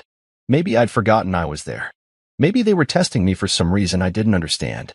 But I wasn't in a single one. I set the phone down slowly. My throat felt dry. I looked at her, still waiting for something, an apology, an explanation, anything human. She just went back to folding napkins, humming like nothing happened. From the couch, her sister Mira called out, "Didn't we tell you?" She said it casually, like someone mentioning the weather. I turned my head and found her scrolling through her own phone, legs crossed, sipping from a glass of red wine like we were all just sitting through another boring commercial break. Their mother Delphine was beside her. She laughed, a full-bodied, deep laugh that made her shoulders shake. "Oh goodness, I could have sworn we told you," she wheezed, wiping her eyes with a tissue she pulled from her sleeve. No one said sorry. No one even looked concerned. They acted like I was the forgetful one, like it was my fault for not magically appearing at a wedding I was never told about. I stood there, napkin in hand, feeling like the floor had dropped from under me. Everything else faded, the hum of the fan, the clink of the wine glass, even the rising tension in my jaw. It was just me and the realization that I had become a stranger in my own house. This wasn't an oversight. This wasn't a mistake. This was a message. And it hit loud and clear. I didn't matter to them. Not enough to be told. Not enough to be missed. I didn't argue. I didn't ask why. I didn't want to give them the satisfaction of seeing me hurt. I just quietly picked up the plates from the table and started placing them in the sink. My hands moved automatically, scrubbing bits of rice and sauce while my mind stayed stuck on that photo, Adeline, smiling beside her brother like nothing in the world could make that moment better. Except maybe my absence. She could have told me. I'd been asking about the wedding for weeks, when it was, what the dress code would be, if I should get a gift for Mason. She always brushed it off, said the plans kept changing, said they were working things out. Lies. All of it. That night, I lay beside her in bed, our backs not touching. She scrolled through her phone until she fell asleep. Meanwhile, I stared at the ceiling, numb. Not sad. Not even angry. Just empty. I replayed the last few months in my mind. How often her family made plans without me. How I was left out of group texts. How they scheduled dinners that must have slipped their minds when I asked. How Mira once made a joke about me being the plus one that got subtracted. How I laughed. I actually laughed. Now I knew better. This wasn't carelessness. It was deliberate. I had been erased. What stung most wasn't even the betrayal. It was the calmness with which they did it. Like it was routine. Like they had done it before. Like I was the only one who hadn't caught on. In the dark, I reached for my phone. I opened the photo again. That emerald dress. That lakeside glow. Adeline smiling without me. I placed the phone face down on the nightstand. And that's when something in me clicked. Not in a loud, vengeful way, but in a cold, quiet whisper deep in my chest. They thought I'd stay quiet. They thought I'd keep folding napkins. They had no idea. That night, sleep didn't visit me. Not even a hint of it. I lay still beside Adeline, who had fallen asleep without a shred of guilt on her face. Her breathing was soft and even, like someone who had nothing to worry about in the world. Meanwhile, I was wide awake, staring at the ceiling, my mind circling the same question again and again. How long have I been invisible in this family? I turned to my side, quietly picked up my phone, and opened the gallery where I had saved the wedding photos from her screen. I zoomed in on each one, examining faces, body language, laughter. Everyone looked happy. Posed. Included. Except me. I wasn't there, not in any shot, not in any corner of a reflection, not in a stray shadow. Because I wasn't invited. Because they had made sure I wasn't supposed to be. They didn't forget. They excluded. And it wasn't just about missing the wedding. That was just the surface. This ran deeper. Much deeper. I remembered the weeks leading up to that date, how I had helped Mason fix his new house. He'd called me about a cracked pipe under the guest bathroom, and I had called in my usual plumber. When the guy quoted him too high, I offered to cover part of it quietly, no big scene. I just wired the difference straight to the company. Then there was the fencing issue, the kitchen tiling, the rewiring of the faulty breaker panel. I had been there every step of the way. I had done it all because family helps family. Or so I thought. Now I realized what I had really been. Useful. Not loved. Not included. Just useful. Like an app they open when needed and close the second it's done. As Adeline shifted beside me, I studied her silhouette in the dark. She looked peaceful, like someone who had just hosted a successful event. I wondered if she had smiled while they toasted her brother. I wondered if she had made a speech. Did she mention me? Did she lie and say I was away on business? Or worse, did no one ask about me at all? It made my stomach turn. By 5 a.m., I was up. I moved around the house like a ghost, quiet, invisible, familiar. I made coffee, skipped breakfast, sat at the dining table where we had once shared laughs and plans, and just stared at the empty seat across from me. Then I pulled out my laptop. It wasn't out of revenge, not yet. It was out of clarity. Cold, necessary clarity. I opened my spreadsheets. Line by line, I went through every transaction over the past 2 years. Tens of thousands had gone to Mason's renovation. More to Delphine's house repairs. A few chunks here and there toward Myra's salon launch, though that business barely lasted 3 months before folding, and no one ever mentioned returning what I gave. I never asked. I never kept score. Until now. Because now it mattered. I looked at the pattern, and a terrible realization hit me. I was more involved in their financial life than their emotional one. I wasn't family. I was infrastructure. That morning, Adeline wandered in around 7, wrapped in her robe, yawning and scratching her head. She smiled when she saw me. "Morning," she said, planting a light kiss on my cheek like nothing had happened. "Morning," I replied, my voice so calm it surprised even me. She poured herself coffee and sat opposite me. Then she started scrolling through her phone. I watched her for a moment, trying to picture what it felt like to live without consequence. To break someone's trust and then sit beside them like nothing happened. That took a kind of audacity I couldn't understand. "What are you working on?" she asked without looking up. "Just going over a few numbers," I said. She nodded, uninterested, and moved on. I watched her take slow sips from her cup. That's when I realized something else. She didn't expect me to question anything. Not the wedding. Not the photos. Not even my absence from a day that any decent partner would have been part of. And that's when the quiet started hardening inside me. The kind of quiet that isn't weak. The kind that observes. That calculates. That makes a decision. I didn't confront her. I didn't shout. What good would that do? Her mother would laugh it off. Mira would roll her eyes and say I was being sensitive. Mason would shrug and pretend he had no idea. And Adeline would just blink and say something hollow like, I didn't think it mattered. I had become a ghost in my own marriage. I was present in form but erased from meaning. So, I decided I would play the part. From that day on, I moved differently. I stopped talking during dinner. She didn't seem to notice. I stopped suggesting family plans. She didn't seem to care. When her mother called and left her phone on speaker, I just listened. I took in the way Delphine referred to me like an outsider. What does he think about that? Is he going to pay for it? Tell him we'll call when we need him. They spoke about me like I wasn't in the room. So I became exactly what they treated me as, unseen. But inside, I was wide awake. I didn't know what I was planning yet. All I knew was something had shifted. Something permanent. And it wasn't about anger. It was about awareness. They had counted on me being dependable, quiet, forgiving, predictable. But that chapter had ended. They just didn't know it yet.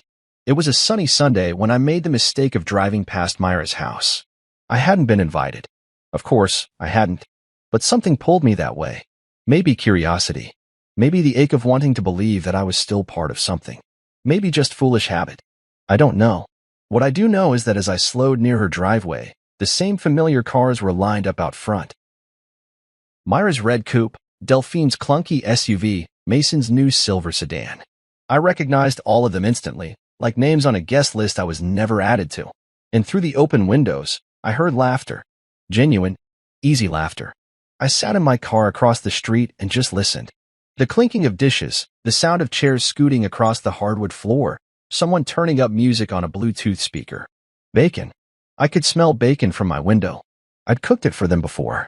Mira liked hers crispy. Delphine always scolded me for burning the edges. I used to think that meant she cared.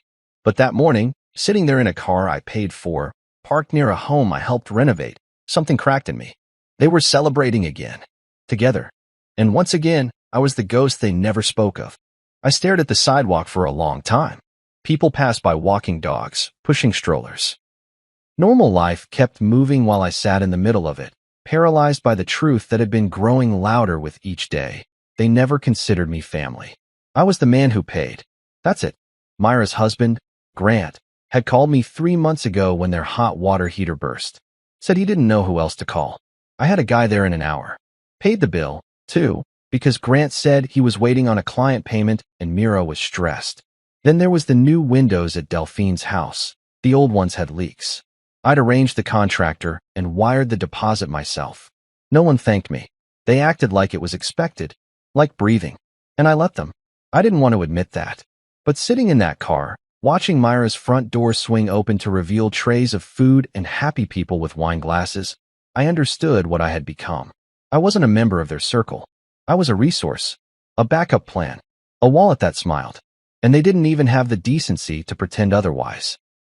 I drove off in silence, passing by familiar streets, landmarks that used to make me smile, like the bench Adeline and I once sat on after our first real fight. Now, everything felt hollow. Every corner had a memory that had been edited, bleached of warmth. When I got home, I didn't go inside right away. I stood in the driveway, hands in my pockets, looking at the house I once thought of as ours. But even it had started to feel borrowed, temporary, like the key in my hand unlocked something I no longer had a place in. I walked through the door quietly. The living room was empty. A pile of shopping bags sat near the stairs. Adeline must have gone out with Mira the day before, probably shopping for Mason's housewarming or something equally meaningless. I didn't ask. I didn't want to give her the opportunity to lie. Instead, I poured myself a glass of water, went into the study, and called Theo. Theo and I had been friends since college. He was a lawyer now. Sharp, precise, and more loyal than anyone I'd ever met. He'd been the best man at my wedding, though no one from Adeline's side ever really warmed up to him. Too blunt, they said. Too serious. But I'd take blunt over fake any day. Long time, he said when he picked up. Everything all right? No, I said. But it will be. He didn't press. Just waited. I told him everything. About the wedding. The laughter. The photos. About sitting outside Myra's brunch like an idiot hoping someone might call. I told him about the money, the repairs, the family that had silently cut me out while still dipping into my pockets like it was tradition. There was a long pause on his end. Then he asked, "You want out?" I didn't answer right away. I stared at the window beside me, watching a squirrel run along the fence line.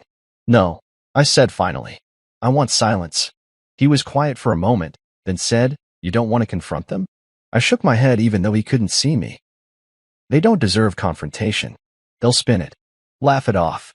Twist my words. I just want silence. Clean, cold silence." "I can do that," he said. "But silence is a powerful tool. Once you go that route, you can't shout later." "I don't want to shout," I replied. "I want to vanish. But I want them to feel it." Theo exhaled. "All right. Let's get to work then." We discussed accounts, transfers, and how to quietly untangle myself from every financial thread connecting me to the Andersons. I'd kept everything in my name or my holding company, but I'd never enforced boundaries. That was about to change. We drafted the first set of documents that night.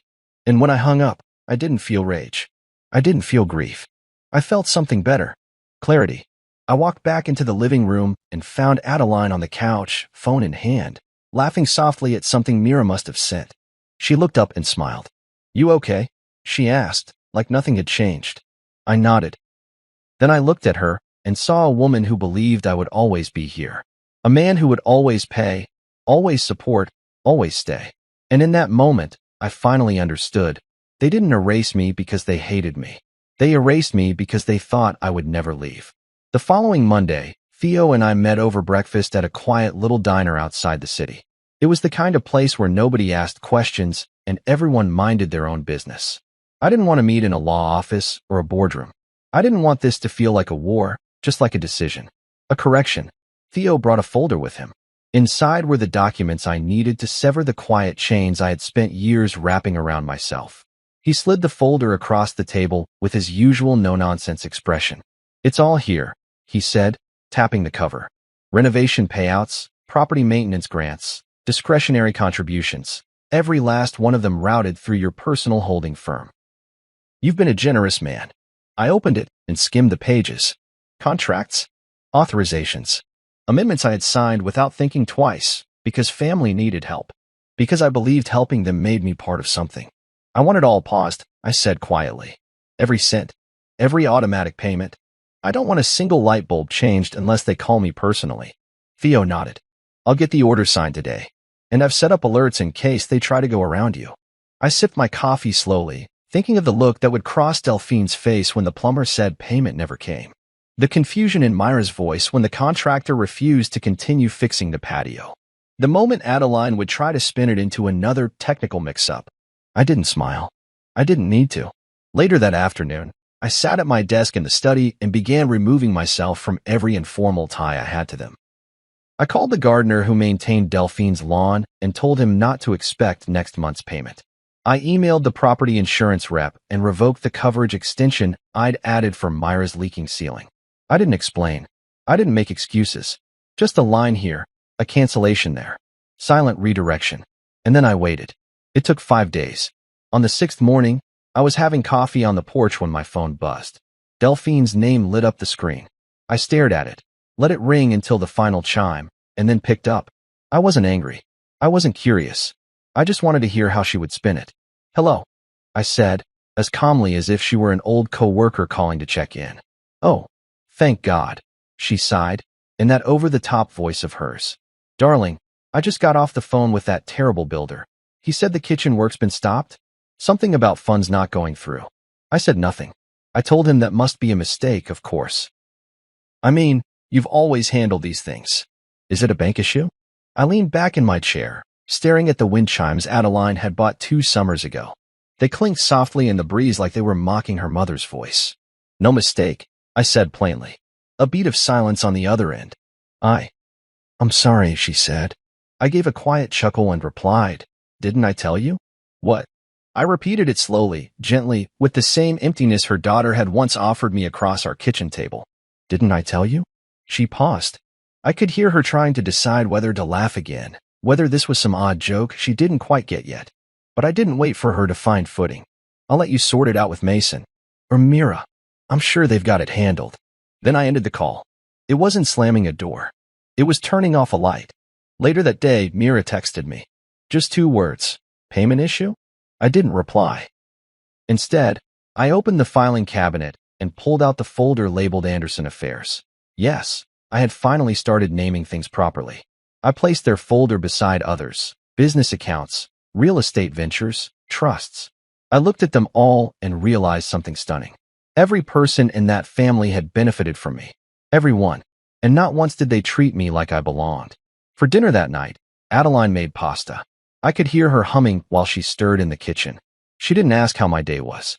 She didn't mention the calls. She didn't seem to know her mother had been cut off or that Mira was now pacing an age. She asked about the weekend.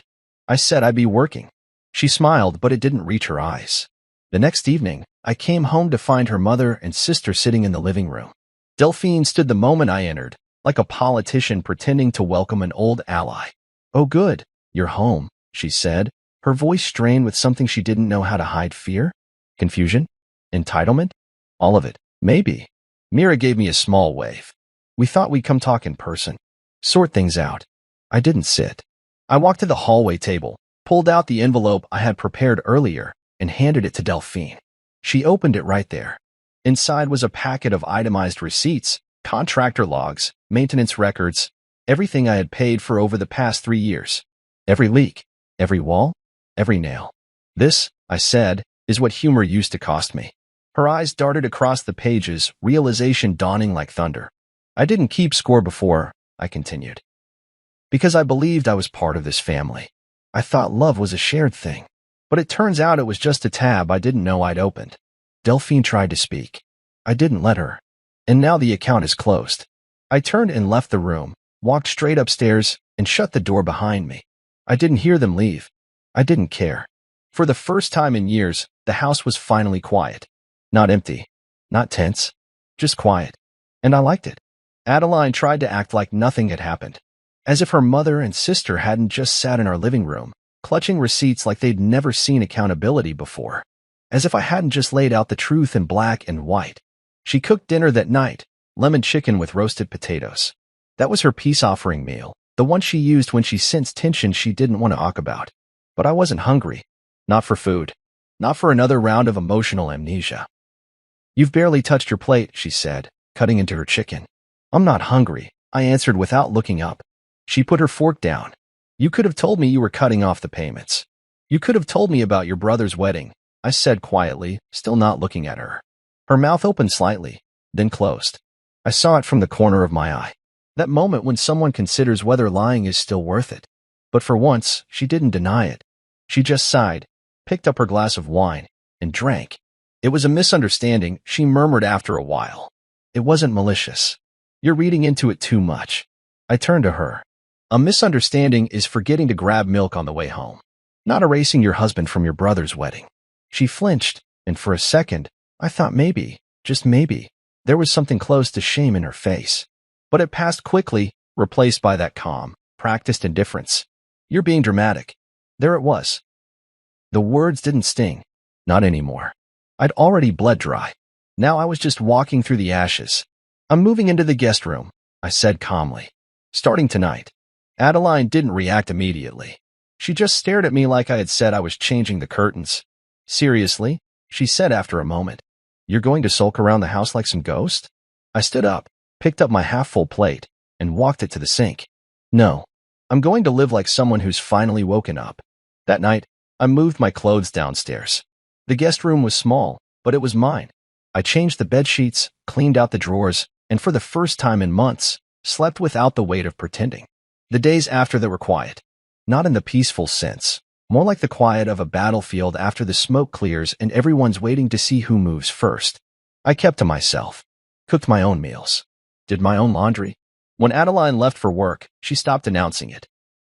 When she came home, she'd glance at the guest room door like it offended her by existing. I didn't care. I was no longer interested in making her comfortable with what she had done. A week passed before she tried to press reset. One evening, I heard the clinking of glasses and the sound of her voice calling out to her mother. Apparently, they were coming over again, this time to talk things out over wine and dessert. I didn't argue. I didn't threaten to leave. I just stayed in my room, listened. Delphine opened with a joke, of course. Something dry and layered with condescension. I always knew you had a dramatic side, she said through laughter. You should have been in theater. Maybe then you'd be too busy to cut off our roof repairs. Adeline laughed with her. Mira joined in from the kitchen, chiming something about how I must be going through a midlife ego crisis. I walked out of the guest room, slow and quiet, and stepped into the hallway. None of them saw me at first. Then Delphine turned, smile still plastered on her face, until she saw what I was holding. An envelope. Another one. She rolled her eyes, still playing the role of the amused matriarch. Is this another bill breakdown, sweetheart? No, I said. This one's on the house. I walked to the coffee table and placed it down between the wine glasses. Inside were not receipts this time, but copies of emails. Screenshots of text messages. Correspondence between contractors I had paid and her family requesting extras, spa-like upgrades, fancy lighting, unnecessary additions that ballooned costs because, in Myra's words, he's good for it. This, I said evenly, is what entitlement looks like in writing. The laughter stopped. Even Mira stopped stirring her drink. Delphine opened the envelope, pulled out the pages, and went silent. I looked at Adeline. She was frozen, her hand still holding a spoon over the dessert bowl, unmoving. I didn't come out here to argue, I said. I didn't come to reclaim anything. I came to remind you that I was never invisible. You just chose to look past me. Then I turned and walked back to my room. Left them in their designer clothes, surrounded by half-eaten tiramisu and sour wine. They didn't follow. Later that night, I heard them leave. Doors closing harder than necessary. Tires screeching down the street. Adeline didn't come to the guest room. She stayed upstairs. Maybe crying. Maybe stewing. I didn't check. I didn't care. Something strange happened after that night.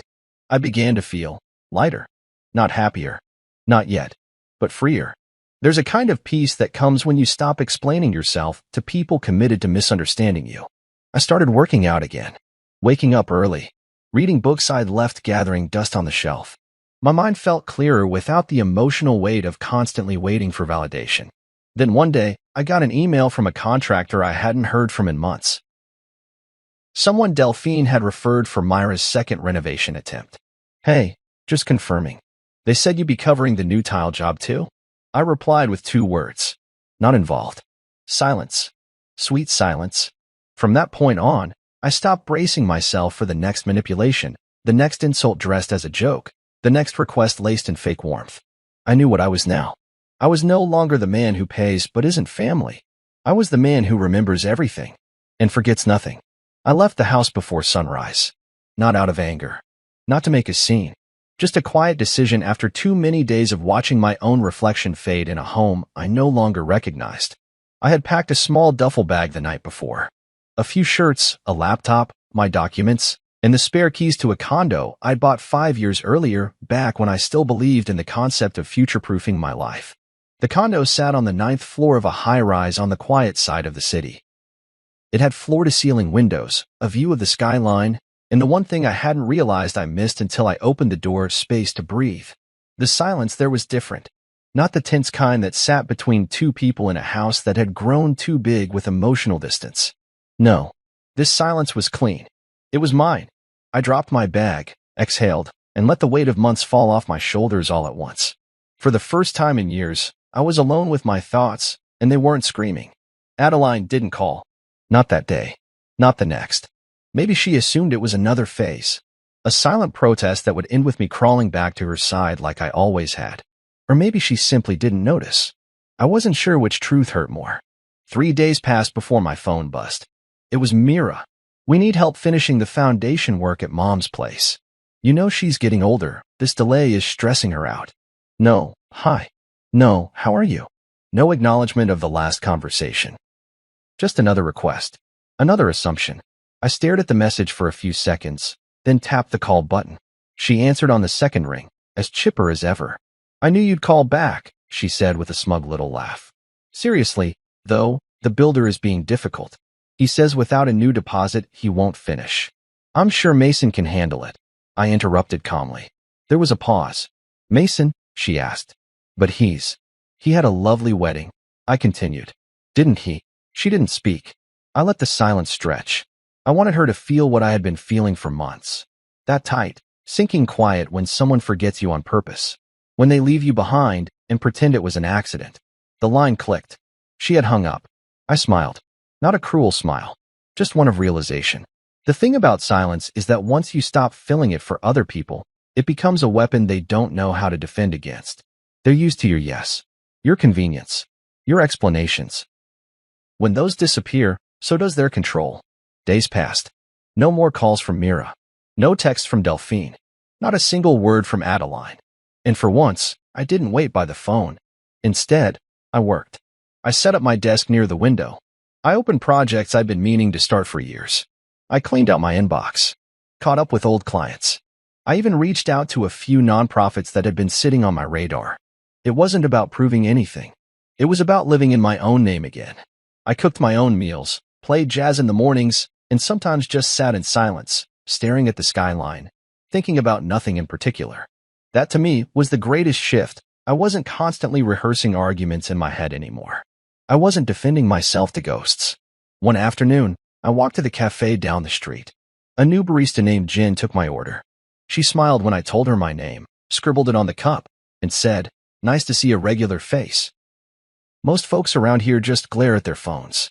Trying not to be one of them anymore, I said. She grinned. Good luck. That night, I checked my phone again. Still nothing. But it didn't feel like punishment anymore. It felt like peace. And just when I thought they'd finally decided to leave me be, Delphine called again. This time, her voice was different. Edgy. Forced calm wrapped in panic. The roof is leaking, she said without preamble. The builder is threatening legal action. What is going on? I looked out my window at the city lights and sipped from my mug before responding. I'm sure Mason or Adeline can help, I said, mirroring her own dismissiveness. They said it was your responsibility, she snapped. And there it was. The truth they'd never admit openly. I had been the backbone of their comfort. The unspoken agreement was that I would pay, fix, provide, protect, and ask for nothing in return. Didn't I tell you? I said softly. What? I let the words sit. Let her feel the same chill I'd felt when her daughter showed me wedding photos I didn't know existed. Let her choke on the same emptiness I'd swallowed for years. Didn't I tell you? I repeated, and then ended the call. An hour later, Adeline finally broke the silence. She didn't call. She came. I heard the knock at my condo door around 9:15 p.m. When I opened it, she stood there in a coat too thin for the cold and eyes red like she hadn't slept. I didn't know where else to go, she whispered. I stepped aside but didn't say a word. She walked in slowly, looking around like she was seeing me for the first time in years. This place is nice, she said, voice small. I nodded. She sat down on the edge of the couch, twisting her hands together. This is your family too, she said, barely above a whisper. You can't just leave them like this. No, I said, standing near the window. Family doesn't erase you from photos. Or celebrations. Or homes. She looked down at her hands. I made a mistake, she said. I didn't think it would matter. That hurt more than anything. You didn't think it would matter. I didn't reply.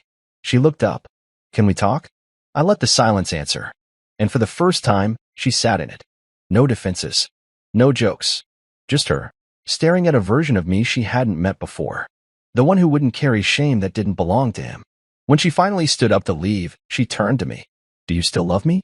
I looked at her, long and steady. I love who I used to be when I was with you. But I don't miss who I became. She nodded, eyes welling up, and left without another word. And I returned to my silence. Not because I was broken, but because I was finally whole.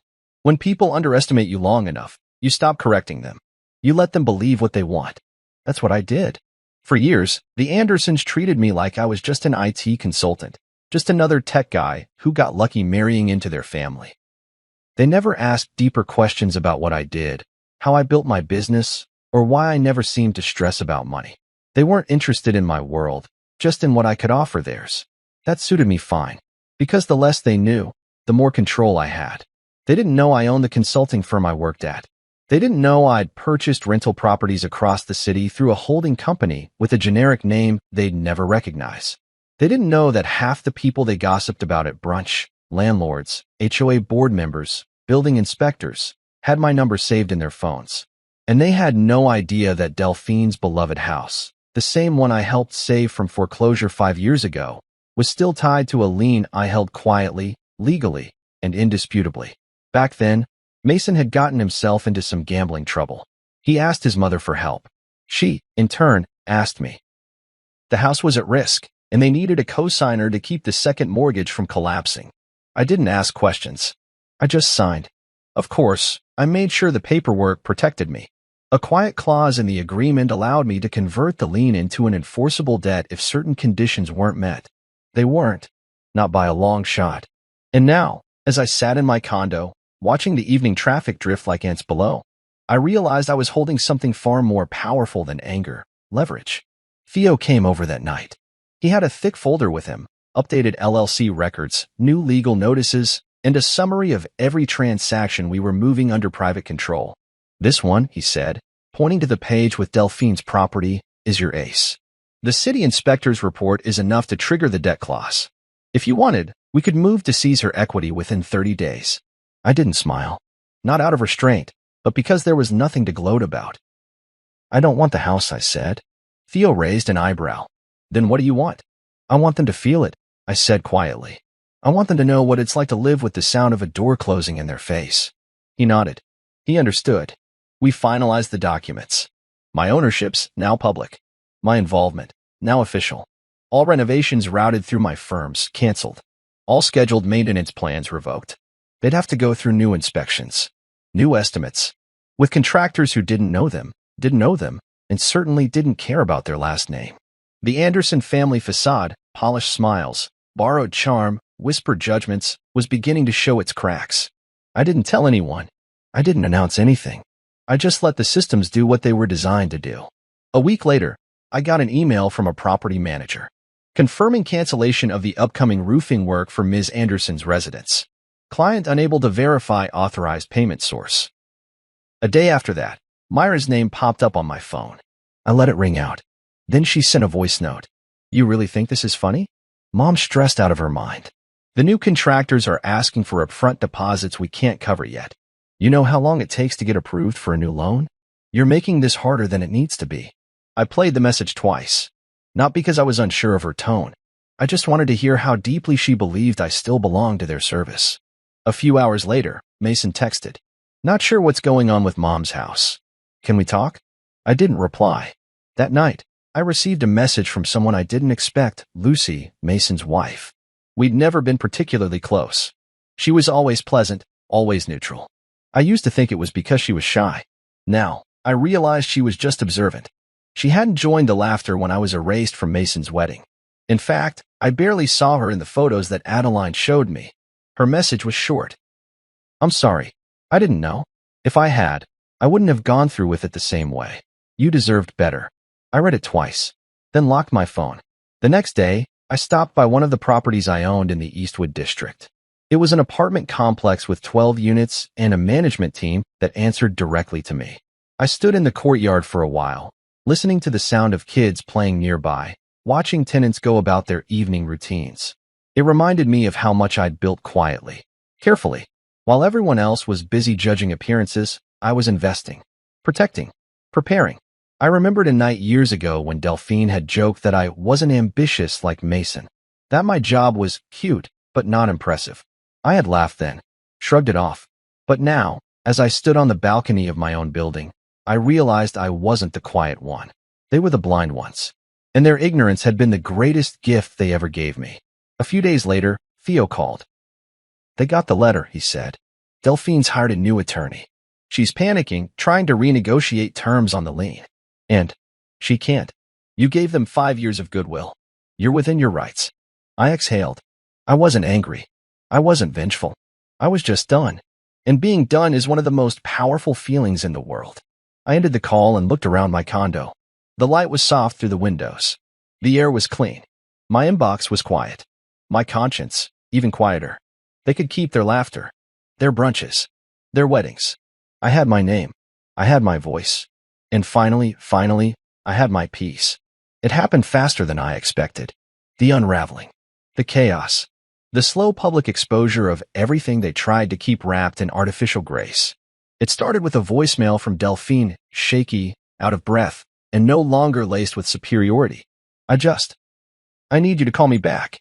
Please. The new builder's threatening legal action. Says we defaulted on the revised contract. I didn't even know there was a new contract. They said it was under your name. She sounded like a woman who had lost control of the narrative. And for the first time, I didn't. I never called her back. Not because I wanted to hurt her, but because I needed to protect myself from becoming their crutch again. That same day, I got a text from Adeline. It was long. Too long. I didn't even read it all the way through. Just skimmed over phrases like, I didn't know it would get this bad, and there's still family, and we shouldn't let money destroy everything. Money didn't destroy anything. Silence did. Entitlement did. The belief that I would never push back did. That evening, I poured myself a glass of wine and stood by my window. Below, the city moved on without any awareness of the storm circling the Anderson name. The same people who once laughed behind my back were now realizing that they had built their comfort on foundations they didn't own. A few days later, Adeline showed up again. She didn't text, didn't call, just knocked. I saw her through the peephole, hair tied back, no makeup, wearing the navy blue sweater I bought her 3 birthdays ago. I opened the door slowly. She didn't say anything for a few seconds. Just looked at me, eyes searching. Can I come in? She asked. I let her. She sat on the edge of the couch like she had during her first visit, only now her shoulders slumped with something heavier. We're in trouble, she said. I know, I replied. She glanced up at me, surprised I wasn't offering comfort. I didn't move to sit beside her. I stayed standing. They're falling apart. Mom can't refinance the house because of the lien. Myra's business partner backed out. Mason and Lucy are fighting almost every day. It's like everything is just breaking. I nodded. Because it was never built properly. She blinked, stunned at my calm. I didn't come here to beg, she said finally. I just needed you to know that it's not all jokes and brunches anymore. We're dealing with real things now. Good, I said. Real things are overdue. She flinched a little. You think we deserve this? I think consequences are part of adulthood, I answered. And I think when you leave someone out, repeatedly, cruelly, carelessly, you don't get to act shocked when they stop playing their part. She went quiet again. I came to ask for dinner, she said finally. Not a favor. Not money. Just one dinner. Just to talk. I tilted my head, studied her for a second, and then said, I'll think about it. The next day, I didn't go to work. I took the morning off and drove past Myra's salon. It had a big For Lease sign taped on the glass. I parked and stepped out just to get a closer look. The space was empty now. Chairs gone. Reception desk removed. A faded poster of Mira still hung in the corner window, smiling beside a curling iron and the slogan Confidence starts here. Ironic. I stood there for a moment, then got back into my car. Later that afternoon, I stopped by one of my commercial properties. Theo had arranged a meeting with a new tenant. An up-and-coming design firm looking for office space. I toured them through the building, shook hands, negotiated with a clear mind. It felt good. Clean. Purposeful. After they left, I checked my phone. 3 missed calls from Adeline. And 1 voicemail. I hesitated, then hit play. I know you think I don't care. I know you think I was part of everything that happened, but I wasn't trying to hurt you. I didn't want to rock the boat. I thought it was easier to let things slide. And now everything's capsized, and I get it. Maybe I deserve this. But I do miss you. I miss how you used to take care of everything. I miss who we were before all of this. I deleted the message.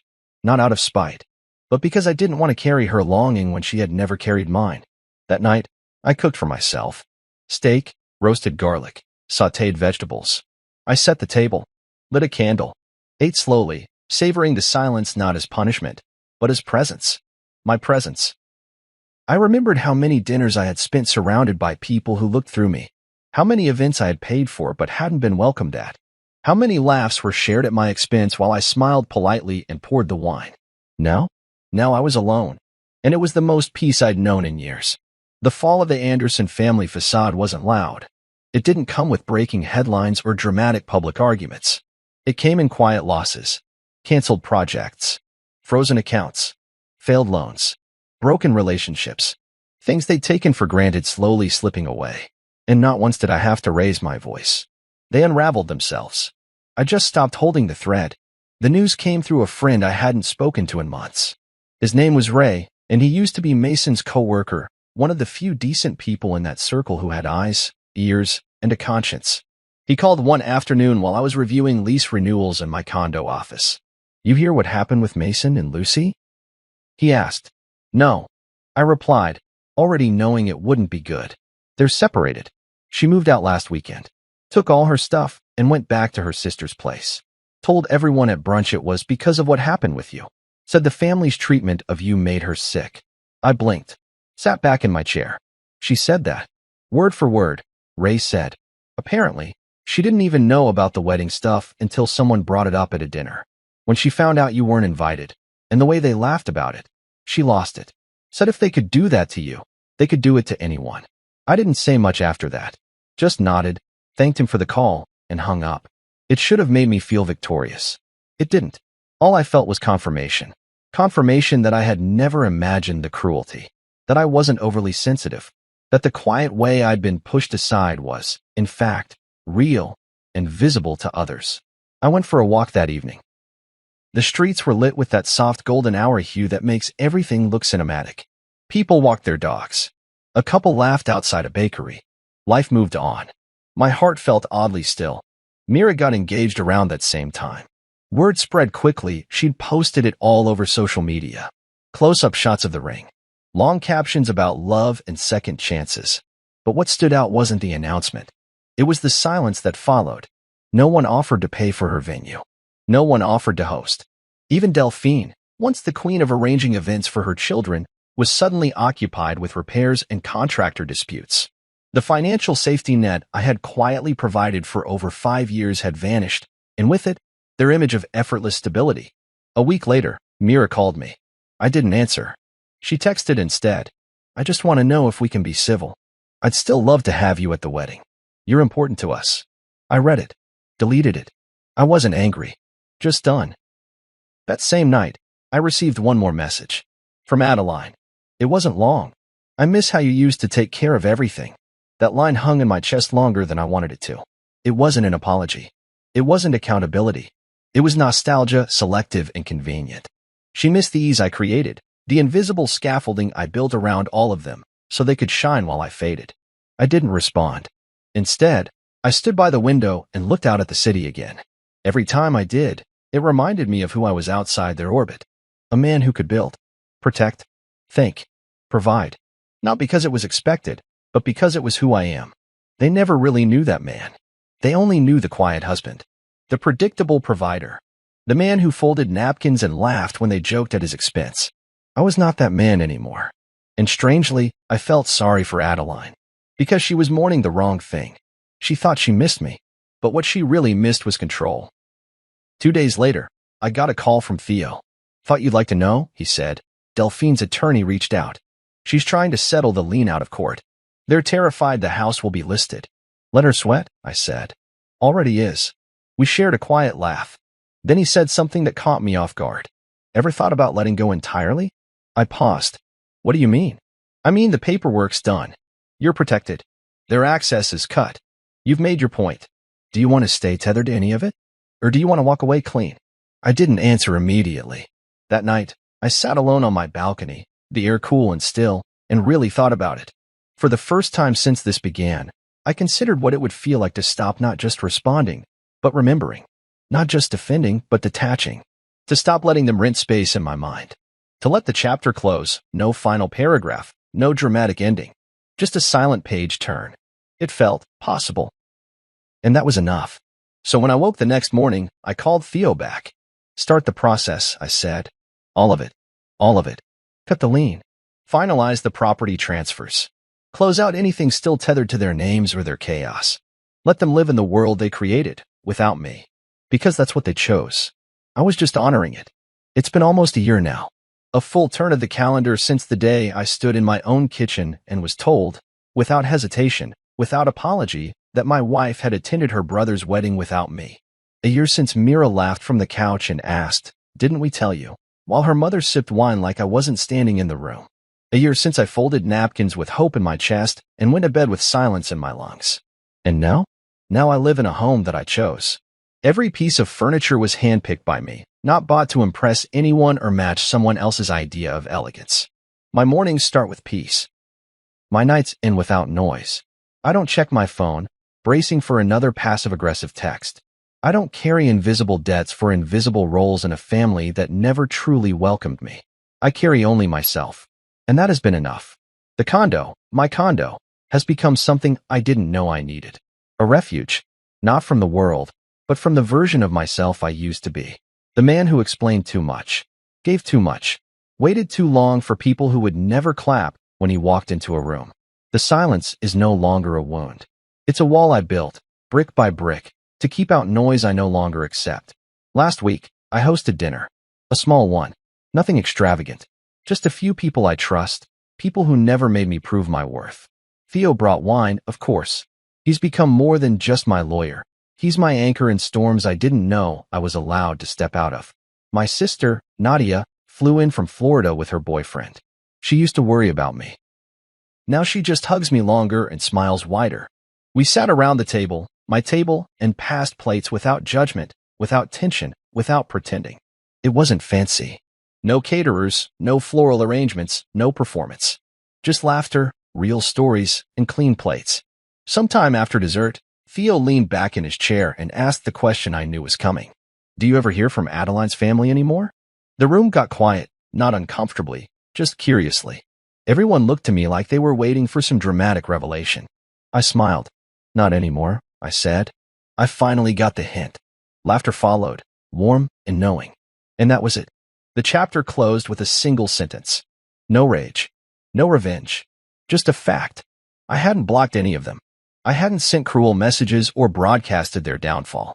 I simply stopped showing up where I wasn't seen. Stopped carrying weight for people who would never lift mine.